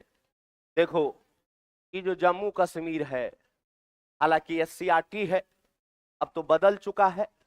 अब जम्मू कश्मीर को तो कुछ है नहीं। अब काहे कि चला 104वां संविधान संशोधन ना 2019 ना, और भाई साहब ई करके कश्मीर का जो विशेष राज्य का दर्जा था 370 था ना रे, 370, और एगो अनुच्छेद 35A जो कश्मीर का था, उससे कश्मीर को एक विशेष राज्य का दर्जा दिया जा रहा था। लेकिन बाद में NDA की सरकार ने 2019 में जम्मू कश्मीर को राज्य का दर्जा से हटा दिया, और बाद में इसको केंद्र शासित प्रदेश बना दिया गया। और ये जो केंद्र शासित प्रदेश बना जम्मू कश्मीर, वो दूगो में बना तुम्हारा। एगो लेह लद्दाख वाला इलाका बना, और दूसरा तुम्हारा कश्मीर वाला इलाका बना तुम्हारा। इससे पहले कश्मीर को बहुत ज्यादा विशेष राज्य का दर्जा था, यानी तुम वहां जाओगे तो जमीन नहीं खरीद सकते हो, वहां चला ब्याह नहीं कर पाएगा, वहां की महिला से वहीं का लोग शादी करेगा और कोई नहीं करेगा। काहे? तो शादी करेगा तो मतलब चला वहां की महिला से शादी कर रहा है तो वहां का जमीन तोहर हो जाएगा तुम्हारा, और जमीन पे रोक लगाया गया, तो सब चीज को तुम्हारा बंद किया गया था। बाद में बोला नहीं, ये दिक्कत है। बोलते हैं हम लोग विविधता में एकता, यूनिटी इन डाइवर्सिटी का जब थ्योरी भारत में है, तो भाई साहब कश्मीर को तब बहुत दिन दे दिए विशेष राज्य वाला। अब कश्मीर को भी भारत का एक अभिन्न अंग माना जाए, और उसी संविधान से चलना पड़ेगा जिस संविधान से भारत का बाकी राज्य चल रहा है। तब जाकर के कश्मीर से हटाया गया तुम्हारा ये सब चीज, क्योंकि SCRT में लिखा हुआ ये चीज, लेकिन अब इसको क्या कर दिया गया है? समाप्त कर दिया गया है। और जब 2019 में हट रहा था, बहुत तंग। और आज भी कश्मीर के आपको बहुत सारे नेता ऐसे मिलेंगे जो चाहता है या चाहती है कि कश्मीर को फिर से वही दर्जा दिया जाए जो पहले दिया गया था। लेकिन जब तक ये सरकार है, मतलब समझ आ रहा है ना, जब तक ये काका है तब तक चला कुछ होने वाला है। और खास करके जब तक, हाँ, जब तक ये है तब तक कुछ नहीं होने वाला है। कश्मीर भले कुछ हो जाए। महबूबा मुफ्ती का नाम सुने होंगे आप लोग, नाम सुने हैं? बड़ा खतरनाक लेडी। तो जब 2019 में संशोधन आ रहा था संसद में, अमित शाह पहले ही बोल दिए थे कि जितना भी कांग्रेस के या कश्मीर के अन्य पार्टी के नेता है जो चाहता है या चाहती है कि कश्मीर से विशेष राज्य का दर्जा नहीं छीना जाए, सबको नजरबंद कर लो। नजरबंद का मतलब होता है हाउस अरेस्टिंग करना। क्या करता है? हाउस अरेस्ट, घर में बंद कर देगा। बोला चिल्लाने मत देना। और जब संसद में बिल पास हो गया तब बोला कि सबको छोड़ दो, अब कोनो दिक्कत नहीं है। ज्यादा बोलेगा तो मार खाएगा। पहले लेकिन नहीं बोलने देना है। तो जो संविधान में दिया गया था वो किसको दिया गया था? तुम्हारा जम्मू कश्मीर। लेकिन इसे कब छीन लिया गया? 2019 में। कब छीन लिया गया? 2019 में। कोनो दिक्कत है? चला अब ध्यान से समझना हमारी बात को। जब नेक्स्ट क्वेश्चन देखते हैं तो कहता है कि 1947 में स्वतंत्रता आंदोलन के बाद भारत में कितने रियासत थी? कितना था रे? 563। कौन था रे? 563। अब हमारी बात को समझना। माउंटबेटन योजना याद आ रहा है? माउंटबेटन योजना, लॉर्ड वेवेल को हटा करके माउंटबेटन को भेजा गया था। काहे कि जब सेकेंड वर्ल्ड वार 1939 से 45 तक चला था ना, और एशिया का एगो छोटका गो देश, लेकिन था छोटका, था लेकिन बड़ा खतरनाक। अभी हम पढ़ाएं कि आपसे लीड खरीदे, बताइए।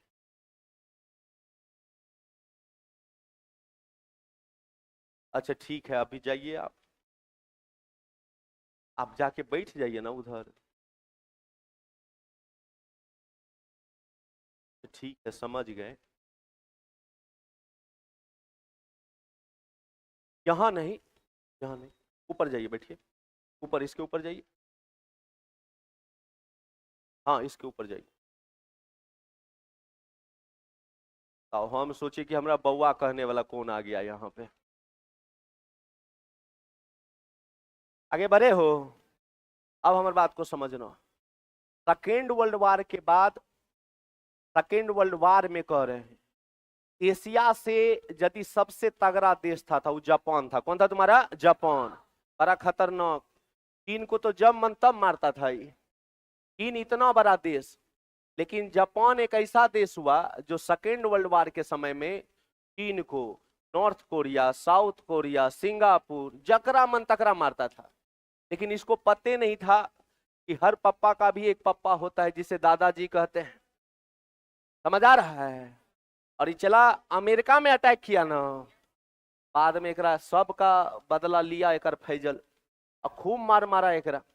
और बाद में कहा जाता है कि जापान में जब न्यूक्लियर अटैक हुआ था, हिरोशिमा और नागासाकी, यही था ना हो, और हिरोशिमा और नागासाकी पर जब अटैक हुआ तब जापान सरेंडर कर दिया। और उसके बाद कहा जाता है कि इंग्लैंड वो मजबूत स्थिति में नहीं रही जो मजबूत स्थिति में पहले था। देखिए हम लोग पढ़ते हैं कि भारत को आजादी दिलाने में हमारे देश के नेता लोग का हाथ है, नो डाउट हाथ है, बहुत बड़ा योगदान है। लेकिन अंग्रेज जो भारत छोड़ा उसका एक बड़ा कारण ये था कि द्वितीय विश्व युद्ध के बाद जो है अंग्रेज आर्थिक रूप से कमजोर हो गया था। और तुम्हारे पास यदि पैसा नहीं है ना चला तो दुनिया तुम्हारा नहीं है, यही बात कहा गया और सिखाया भी जाता है। अंग्रेज इंग्लैंड पे हर जगह से प्रेशर बनने लगा था कि भाई साहब तुम भारत को आजाद करो। और उस समय कहा जाता है कि इंग्लैंड का जो प्रधानमंत्री था वो चर्चिल था। कौन था तुम्हारा? चर्चिल। और चर्चिल पे इतना प्रेशर बना, अमेरिका तक का प्रेशर बना कि अब भारत को आजाद कर दो। इवन कहा जाता है कि इंग्लैंड के लोगों ने कहा कि अब भारत को आजादी मिल जाना चाहिए। और असर यही हुआ कि चर्चिल ने 1945 में तत्कालीन वाइसराय लॉर्ड वेवेल को कहा कि कुछ योजना बनाओ, और योजना ऐसा बनाना कि सबको लगे कि भारत को आजाद कर रहे हैं, लेकिन आजाद नहीं करना है, आजाद करना काहे? तो 1945 में इंग्लैंड में चुनाव भी होने वाला था।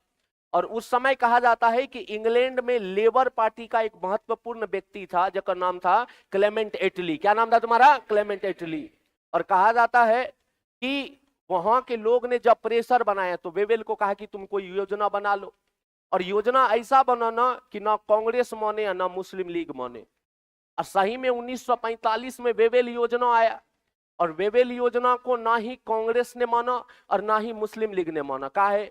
तो जिन्ना एक नंबर का बाहियात आदमी, जिन्ना से बस जिन्ना का कहना था कि देखो तुम आजादी का बात छोड़ो, सब चीज का बात छोड़ो, पाकिस्तान लिख ले है कि नहीं ये बताओ। और जब पाकिस्तान उसको नहीं लिखा मिलता था, बोलता था कि तुम लड्डू खिला दो, या छेना खिलाओ, हम तुम्हारा कोई योजना को मानने के लिए तैयार नहीं है। कांग्रेस ने भी नहीं माना। बाद में लॉर्ड बेवेल ने कहा कि हम तो योजना बनाए लेकिन तैयार ही नहीं हुआ मानने के लिए। और 1945 में जब चुनाव हुआ तो चर्चिल की हार हुई, एटली की सरकार बनी और एटली ने कहा कि बेवेल को बुलाओ, अब माउंटबेटन को भेजो। और जब माउंटबेटन चला गया, वहां भारत आए, तो उन्होंने 3 जून 1947 को, कब चला? 3 जून 1947 एगो योजना तैयार किया ना रे, इसी को माउंटबेटन योजना कहते हैं ना, या इसी को जून योजना भी कहा जाता है। 3 जून योजना जो किसके द्वारा किया गया था? माउंटबेटन के द्वारा। तुम्हारा माउंटबेटन, ककरा द्वारा रे? माउंटबेटन ना। और माउंटबेटन ने अपने योजना में कहा कि अब पाकिस्तान का बात मान लिया जाए। बोला कि भारत और पाकिस्तान, जब कहा जाता है कि नेहरू जी जब गए साबरमती आश्रम और गांधी जी बैठे हुए थे, तो नेहरू जी ने कहा कि सुनिए बाबा, जब शरीर का एक अंग खराब हो जाए तो उस अंग को काट देना ही बेहतर है, और कोई दवाई नहीं है। तो गांधी जी ने कहा कि एक दवाई है, और दवाई तोरे पास है। बोला कौन दवाई? बोला दवाई ये है कि भारत का प्रधानमंत्री जो है वो तुम मत बनो, जिन्ना को बना दो। बोला यही चरखा से कपार फाड़ देंगे तोहर हम बुरबा। बोला कितना खराब लगेगा कि भारत का पहला प्रधानमंत्री मोहम्मद अली जिन्ना, और कितना अच्छा लगेगा कि भारत का पहला प्रधानमंत्री कौन था? जवाहरलाल नेहरू। बोला देखो खुशी मिलती है अंदर से। बोला हमको पता था कि तुम ही दवाई नहीं देगा। बोला जब पता था तोरा तो बोला काहे ला? चलो पटेली बुरवा पागल हो गया है। तो बोला कि पाकिस्तान, बोला क्या कह रहे हैं, जब मानिए नहीं रहा है वो तो क्या करोगे? तो बोला जब ठीक है तब दे दो। तो माउंटबेटन योजना में कहा गया कि ठीक है, भारत को 2 भाग में बांट दिया जाए, एगो भारत और दूसर पाकिस्तान। लेकिन भारत में चला देसी रियासत बहुत ज्यादा था। जब देसी रियासत बहुत ज्यादा था तो माउंटबेटन ने अपने योजना में कहा कि देसी रियासत को एक ही ऑप्शन दिया जा रहा है, या तो आप भारत में मिल जाइए या तो आप पाकिस्तान में मिल जाइए। माउंटबेटन योजना को बाद में जब भारतीय स्वतंत्रता अधिनियम 1947 बना तो हूबहू कहा जाता है कि माउंटबेटन योजना के ही प्रावधान को जो है वो स्वतंत्रता अधिनियम में जोड़ दिया गया। लेकिन ये जो देसी रियासत वाला था, इसमें अलग जाते जाते भी वो पगला लोग तोड़ने का कोशिश किया। इसमें एगो ऐड क्या कर दिया गया देसी रियासत से संबंधित? देसी रियासत को कहा गया कि या तो आप भारत में मिल जाइए या तो आप पाकिस्तान में मिल जाइए, नहीं तो आप एक स्वतंत्र देश भी बन सकते हैं। और यही कारण बना कि सरदार पटेल को जो है लाठी उठाना पड़ा। पटेल साहब के बारे में कहा जाता है कि एक हाथ में गाजर और दूसरे हाथ में लाठी, मान लिया तो गाजर और नहीं माना तो लाठी। तो भाई साहब कहा जाता है कि पटेल साहब को बड़ा दिक्कत हुआ। प्रीवी पर्स, अब तुम समझो, ये जो प्रीवी पर्स था ना, ये जो प्रीवी पर्स का मतलब हो गया कि सब राजघराने को कहा गया था कि आपको मंथली कुछ पैसा दिया जाएगा, जैसे पेंशन मिलता है ना वैसे ने सरदार पटेल ने जानबूझ करके लाया। और बाद में यही प्रीवी पर्स को जो है वो इंदिरा गांधी हटाई थी। तुम्हारा कहा जाता है कि पटेल ने सभी देसी रियासत के राजाओं को कहा कि आप भारत संघ में मिल जाइए, और मिल जाइएगा तो आपको मंथली जो है हम कुछ पैसा देंगे। कई रियासत माना भी इस बात को, लेकिन कई ऐसे रियासत थे जो इस बात को भी नहीं माना। बाद में पटेल साहब ने एगो कमेटी बनाई, राज्य कमेटी, और कहा जाता है कि इसमें उन्होंने एक बहुत ही महत्वपूर्ण आईएएस अधिकारी बीपी मेनन को कहा कि तुम हमारा तरफ आओ, और तुम जो है बड़ा नॉलेजेबल व्यक्ति थे वो, और तब हम लोग मिल के करेंगे। लेकिन 3 गो पगला जो था भयंकर पगला, और 3 गो चला। एगो था तुम्हारा जूनागढ़, कौन था तुम्हारा? जूनागढ़। एगो कौन था? जूनागढ़। दूसरा था हैदराबाद, दूसरा था हैदराबाद। एगो तुम्हारा देखने को मिलेगा चला, एगो तुम्हारा जूनागढ़ देखने को मिलेगा, एगो तुम्हारा हैदराबाद देखने को मिलेगा, और एगो तुम्हारा कश्मीर देखने को मिलेगा। ये जो जूनागढ़ देख रहा है ना, एक राजा का नाम था महाबत खां, 1 नंबर का पगला। नाम जैसा एक महाबत खां, मोहब्बत इसको पाकिस्तान से। जिन्ना जाते जाते समय कह दिया था कि बुलाएगी मगर जाने का नहीं, कि तोरा बुलाएगा लेकिन तुम भारत में मत मिलना। और जुल्फिकार अली भुट्टो का नाम सुने होंगे, नाम सुना है? चला ओकर परिवार जो है ओकरे यहाँ तुम्हारा मुंशीगिरी करता था। और बाद में कहा जाता है कि जूनागढ़ के कुछ लोग ऐसे थे जो चाहते थे कि भारत सरकार में मिल जाए, लेकिन महाबत खां चाहता था कि हम भारत में नहीं मिले। गांधी जी जब पूछे उससे कि है हो तुम किस आधार पे कहता है कि हमको पाकिस्तान में मिलना है, बोला हमारा सीमा मिलता है पाकिस्तान से। बोला कौन सीमा तोहर मिलता है रे, तुम है गुजरात में, यहाँ तुम्हारा पाकिस्तान समाप्त हो जा रहा है, कराची यहीं पे है, तो तुम्हारा सीमा कहां से मिल रहा है? बोला समुद्री सीमा मिल रहा है। बोला मार तो एकरा रे। बोला समुद्री सीमा तो भारत और अफ्रीको वाला मिलता है, अगर मतलब का अफ्रीका को हम बोल देंगे भारत वाला पार्ट है। बोला आप जो भी कहिए लेकिन हम पाकिस्तान में मिलेंगे। बोला तोहर दवाई जो है पटेले के पास है, तुम ऐसे नहीं मानेगा। चला दिल्ली बुलाया गया एकरा, और दिन भर इसको रखा गया, कह के बड़ी पान खाता था ये, खतरनाक पान। अब पटेल साहब ने कहा कि इसको पान खिलाते रहो और खाना खिलाते रहो, भेजना नहीं है एकरा जूनागढ़ जब तक हम अपना षड्यंत्र नहीं रच लेते हैं। नाश्ता में बुलाया गया, बोला गया कि बोलिए क्या बात है? बोला कि अभी नाश्ता करो, पान खाओ, लंच पे बात करेंगे तुमसे। और उधर पाकिस्तान पूरा पागल कि कहीं मिल न जाए पगला। बाद में कहा जाता है कि जब लंच में मुलाकात हुई तो लंच में कहा गया अब तो बोलिए क्या बात है? तो बोला कि लंच करो, पान खाओ, सुतो, डिनर में बात करेंगे। और जब डिनर का टाइम आया, रात का भोजन वाला समय आया, तो बोला अब तो बता दीजिए। तो बोला कि हम चाहते हैं कि जूनागढ़ भारत में मिल जाए। बोला खबरदार, हम यही चलते आपके पास नहीं आ रहे थे, आप हमको पता था कि आप जूनागढ़ का नाम लेबे करिएगा। बोला नहीं देना है। बोला नहीं देंगे, पूछने वाली बात है। बोला अच्छा ठीक है, खाना खाओ, सुतो, सुबह में चल जाना। और रातों रात पूरा षड्यंत्र रच गया था। पता चल गया था कि जूनागढ़ का अधिकतर लोग जो है वो भारत में मिलना चाहता है। और चला जब सुबह हुआ तो बोला ठीक है टाटा, चलते हैं अब। बोला सुनो एक बात है। बोला कि ऐसा करते हैं, जनमत संग्रह करवा लेते हैं, यदि जूनागढ़ का लोग बोल दिया भारत में मिलेंगे तो क्या तुम तैयार होगा? तो बोला हाँ, यदि बोल दिया तो बोल दिया, हम तैयार हो जाएंगे। बोला पक्का ना? बोला पक्का। बोला ठीक है, जनमत संग्रह करवाया गया। 99.9% लोग जो था वो बोला हम भारत में मिलेंगे। वो जो 0.1 देख भी रहे हो ना, ये एकरे परिवार का होगा सबको, समझ आ रहा है? काहे कि चला महाबत खान है रे, फूफा मामा मौसा कैगो होगा तुम्हारा, सबको लात मार के भगा दिया गया। और जूनागढ़ जो है भारत का पार्ट बना। हैदराबाद ये और भयंकर पागल, ये बोला कि हम ना भारत में मिलेंगे ना पाकिस्तान में मिलेंगे, हम एगो अलग देशे बना लेंगे। पटेल वाला ये पेट में कैंसर के तरह है, और एकर कैंसर को ठीक करना हम ही को आएगा। और कहा जाता है कि उस्मान अली चला सबसे ज्यादा पैसा वाला देसी रियासत था तो हैदराबाद था, खतरनाक, लेकिन उतना ही कंजूस ही पगला।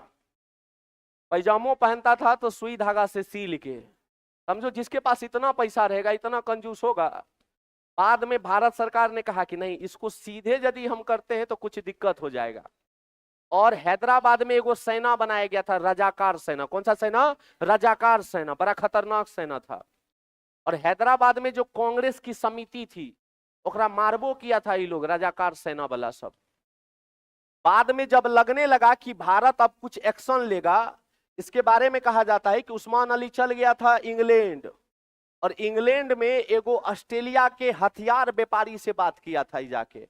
वो तो भाग हुआ जो माउंट बेटन एकरा देख लिया। बोला कहाँ हो? यहाँ। तो बोला हमारा आंख खराब है, वही दिखाने के लिए आए हैं। तुम्हारा आंख खराब है तो भारत में डॉक्टर नहीं है जो तुम इंग्लैंड आया है? बोला कि हमको अच्छा डॉक्टर से दिखाना था। भांप लिए कि कुछ ना कुछ गड़बड़ जरूर है। बाद में नेहरू जी को कि होशियार रहो, आया है इंग्लैंड, और इंग्लैंड आकर के जो है व्यापार करने का बात कर रहा है हथियार वाला।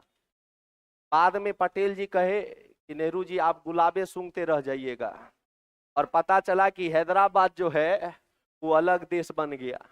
आप प्रधानमंत्री है तो प्रधानमंत्री जैसे आप गुलाब सूंघिए, हथौड़ा चलाने का हमको दीजिए। गृह मंत्री कौन थे? पटेल साहब थे। अब पटेल ने कहा कि भाई साहब, अब बुलाया गया भारतीय सेना को, बोला कि हैदराबाद पे अटैक करेगा तो कितना दिन में समाप्त कर देगा? बोला आप बोलिए तो सही, जब मन तब समाप्त कर देंगे। बोला ठीक है। और उस समय विश्व में सबसे ज्यादा एगो गेम जो है वो हैदराबाद में खेला जाता था। पोलो का नाम सुने हैं? पोलो गेम, इसीलिए इसके नाम पर ही रखा गया ऑपरेशन पोलो। क्या नाम रखा गया? ऑपरेशन पोलो। और ऑपरेशन पोलो के तहत जो है हैदराबाद को कैप्चर किया गया। और जब हैदराबाद कैप्चर हो गया 17 सितंबर को, तो कहा जाता है कि नेहरू जी ने कहा कि हम जाते हैं हैदराबाद। पटेल साहब ने कहा बैठो, सब काम हम करे, घूमेगा तुम। अब बोला, ये बोल दिए थे कि जब हम पहुंचे हैदराबाद तो उस्मान अली हमारे सामने रहना चाहिए और सर जो है नीचे रहना चाहिए। और सही में जब पहुंचे पटेल साहब हैदराबाद तो उस्मान अली स्वागत करने के लिए खड़ा था। बोला हाँ अब ठीक लग रहा है, हैदराबाद चाहिए पगला तोरा। तो सैन्य कार्रवाई के द्वारा किसको लिया गया था? हैदराबाद। और कश्मीर पे चला विलय पत्र पे। किस पे तुम्हारा? विलय। कश्मीर वाला अलग स्टोरी, वो कभी बाद में बताएंगे, ठीक ना। अब यहां से देखो, ये वाला क्वेश्चन समझ आ गया ना? तो कितना था तुम्हारा? 563। क्या था तुम्हारा? 563। समझ आ रहा है? अब चला ध्यान से समझो। जब संविधान सभा का गठन कब हुआ था? तो क्या बोलोगे? 1946। अरे पहला मीटिंग बोले तो क्या बोलोगे? 9 दिसंबर 1946। 9 दिसंबर 1946 मीटिंग हुआ था पटना में। कहाँ रे? कहाँ पे? दिल्ली ना। कहाँ पे हुआ था? दिल्ली में।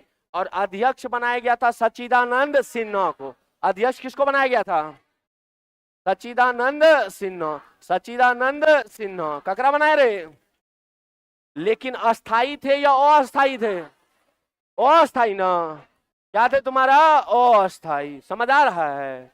9 दिसंबर को पहला मीटिंग, और 9 दिसंबर को पहला मीटिंग जब हुआ तो उसी मीटिंग में राजेंद्र प्रसाद भी थे और सबसे पीछे बैठल थे। चला हाँ, लेकिन एगो क्वेश्चन तोरा से पूछेगा कि सच्चिदानंद सिन्हा का नाम जो है वो संविधान सभा के अध्यक्ष जो बने थे वो किसके द्वारा दिया गया था? तो जेबी कृपलानी के द्वारा। किसके द्वारा?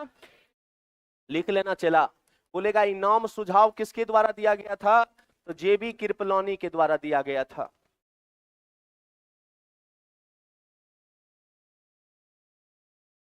आगे बढ़ियो। और कहा जाता है कि जब पहला मीटिंग हुआ था 9 दिसंबर 1946 को, तो जब मीटिंग ओवर हुआ शाम के करीब 3:30-4 बजे, तो सबसे पीछे बैठल थे राजेंद्र प्रसाद। और उस समय कहा जाता है कि नेहरू जी का और राजेंद्र प्रसाद का दोस्ती बड़ा घनिष्ठ हुआ करता था। दोस्ती में दरार आई। दोस्ती में दरार इवन इतना तक आ गया था कि नेहरू जी नहीं चाहते थे कि राजेंद्र प्रसाद दोबारा राष्ट्रपति बने। राजेंद्र प्रसाद 2 बार बने थे ना, नहीं चाहते थे। और विवाद खड़ा हुआ था सोमनाथ मंदिर से, क्योंकि गुजरात में मंदिर है ना। सोमनाथ मंदिर को कौन लूटा था? मोहम्मद। हाँ चल, कब लूट लो रहा? 1025 ना। हाँ चला, वही सोमनाथ मंदिर। लेकिन जो भाई साहब उससे पहले का बात बता रहे हैं, कहा जाता है कि दोनों में बड़ा घनिष्ठ दोस्ती था। और राजेंद्र प्रसाद पीछे बैठल थे। जब मीटिंग ओवर हुआ तो मुंह लटकाए हुए थे। जवाहरलाल नेहरू ने कहा कि क्या हुआ, काहे मुंह लटकेले है? बोला कि हमार बहुत मन था कि हमको तो आप अध्यक्ष बनाइएगा, लेकिन आप अध्यक्ष बनाए सच्चिदानंद सिन्हा को। तुम पगला है का? जब तुम ही खुश नहीं रहेगा तो हम खुश रह के क्या करेंगे? समझा रे? जब तुम ही खुश नहीं तो मेरी खुशी से ऐसा क्या होगा? तुम्हारा खुश रहना जरूरी है, बताए कि नहीं? लड़का लोग का दोस्ती बड़ा खतरनाक होता है कि नहीं? सही काम में साथ दे ना दे, गलत काम में जरूर साथ देगा। नहीं मारना हो तो चल मारते हैं, पढ़ना है तो नहीं तुम जाओ हम बाद में आएंगे, ऐसा होता है कि नहीं? लेकिन मारना है, भगा के ब्याह करवाना हो, आगे रहेगा। चल अरे हम करवाए हैं तो भाई साहब तो इस सब में बड़ा आगे रहता है। तो बोले कि काहे चिंता कर रहा है, तुमको अध्यक्ष बना? बोला हाँ।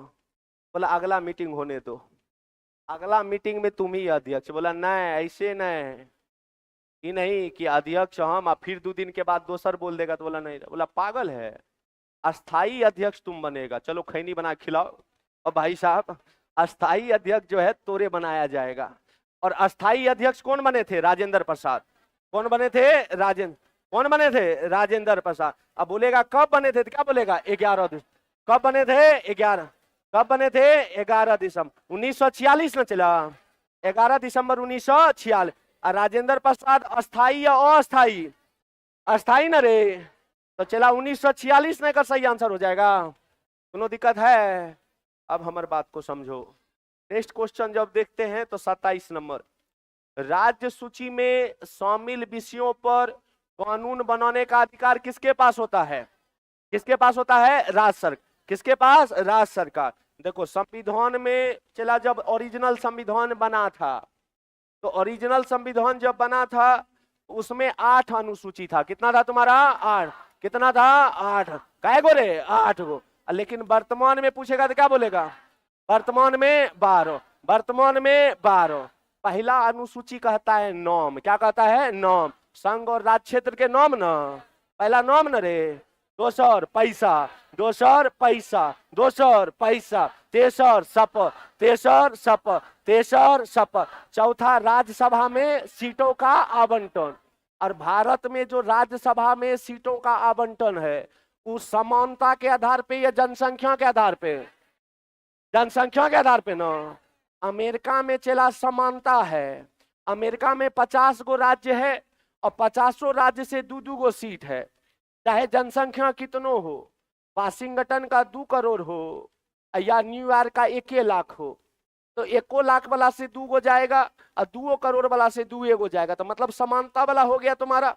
लेकिन भारत में ये सिस्टम नहीं है। भारत में जनसंख्या, बोला जिस राज्य की जनसंख्या ज्यादा उस राज्य की राज्यसभा में सीट भी क्या होगी? ज्यादा। और सबसे ज्यादा राज्यसभा में सीट का कर उत्तर प्रदेश ना। काय गो चला? काय गो रे? 31 ना। बिहार बोलेगा तो? बिहार बोलेगा तो बिहार से रे 16 ना। समझ आ रहा है हमारी बात? तो चौथा में राज्यसभा के सीटों का आवंटन। 5वां में अनुसूचित जनजाति वाला है। 5वां और 6ठा दोनों न है, लेकिन 6 में 4 गो स्पेशल राज्य ना। काय गो स्पेशल राज्य? 6 गो, 4 गो ना। पहला असम, पहला असम, पहला असम, दोसर दोसर है, तीसरा हाँ करे जा।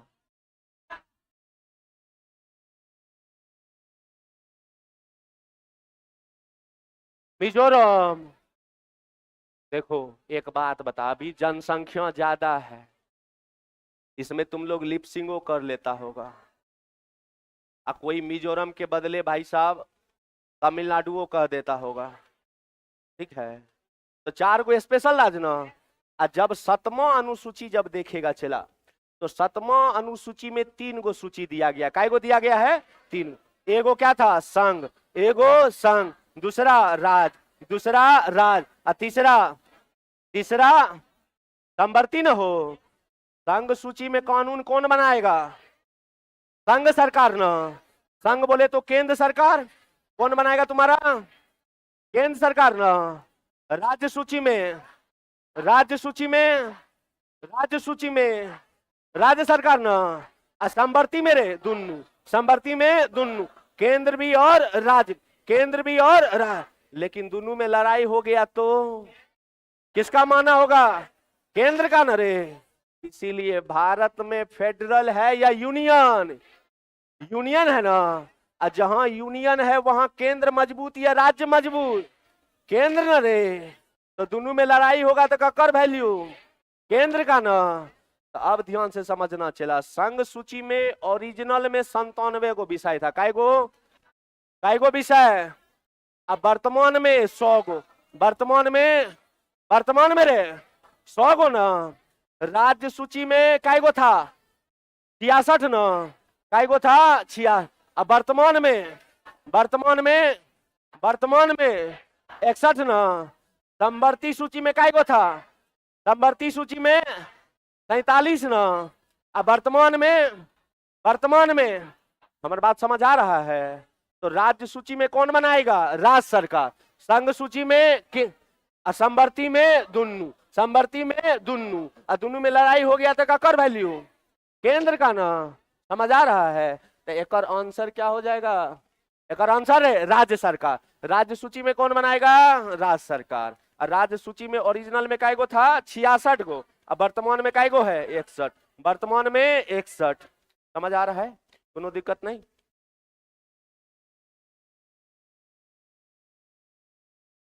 ठीक है रे, अब चल आज जो है यहीं तक रोको, एक बाद जो है दे के चलेंगे हम लोग।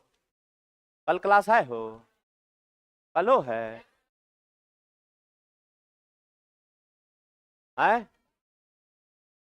रोज है हो, समझ लो न रे, समझ आया कि नहीं आया, मजा आया न रे। चल ठीक है, मिलते हैं कल।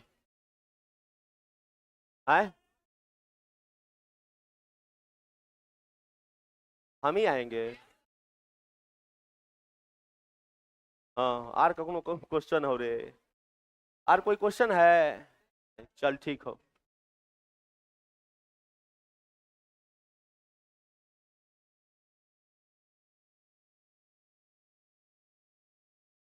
ए सुनो, हे रे पगला, कल जो है वो छत्तीसगढ़ वाला ब्रांच पे, समझ आ रहा है ना, जो ब्रांच है 8 बजे से क्लास होगा वहां पॉलिटी का। क्या बजे से? 8 बजे से। इधर है कि इधर है रे? इधर है, तो चलो उधर है, समझ आ रहा है, दूसरा वाला ब्रांच जो है। ठीक, 8 बजे से, 8 बजे से सुबह में 8 बजे से।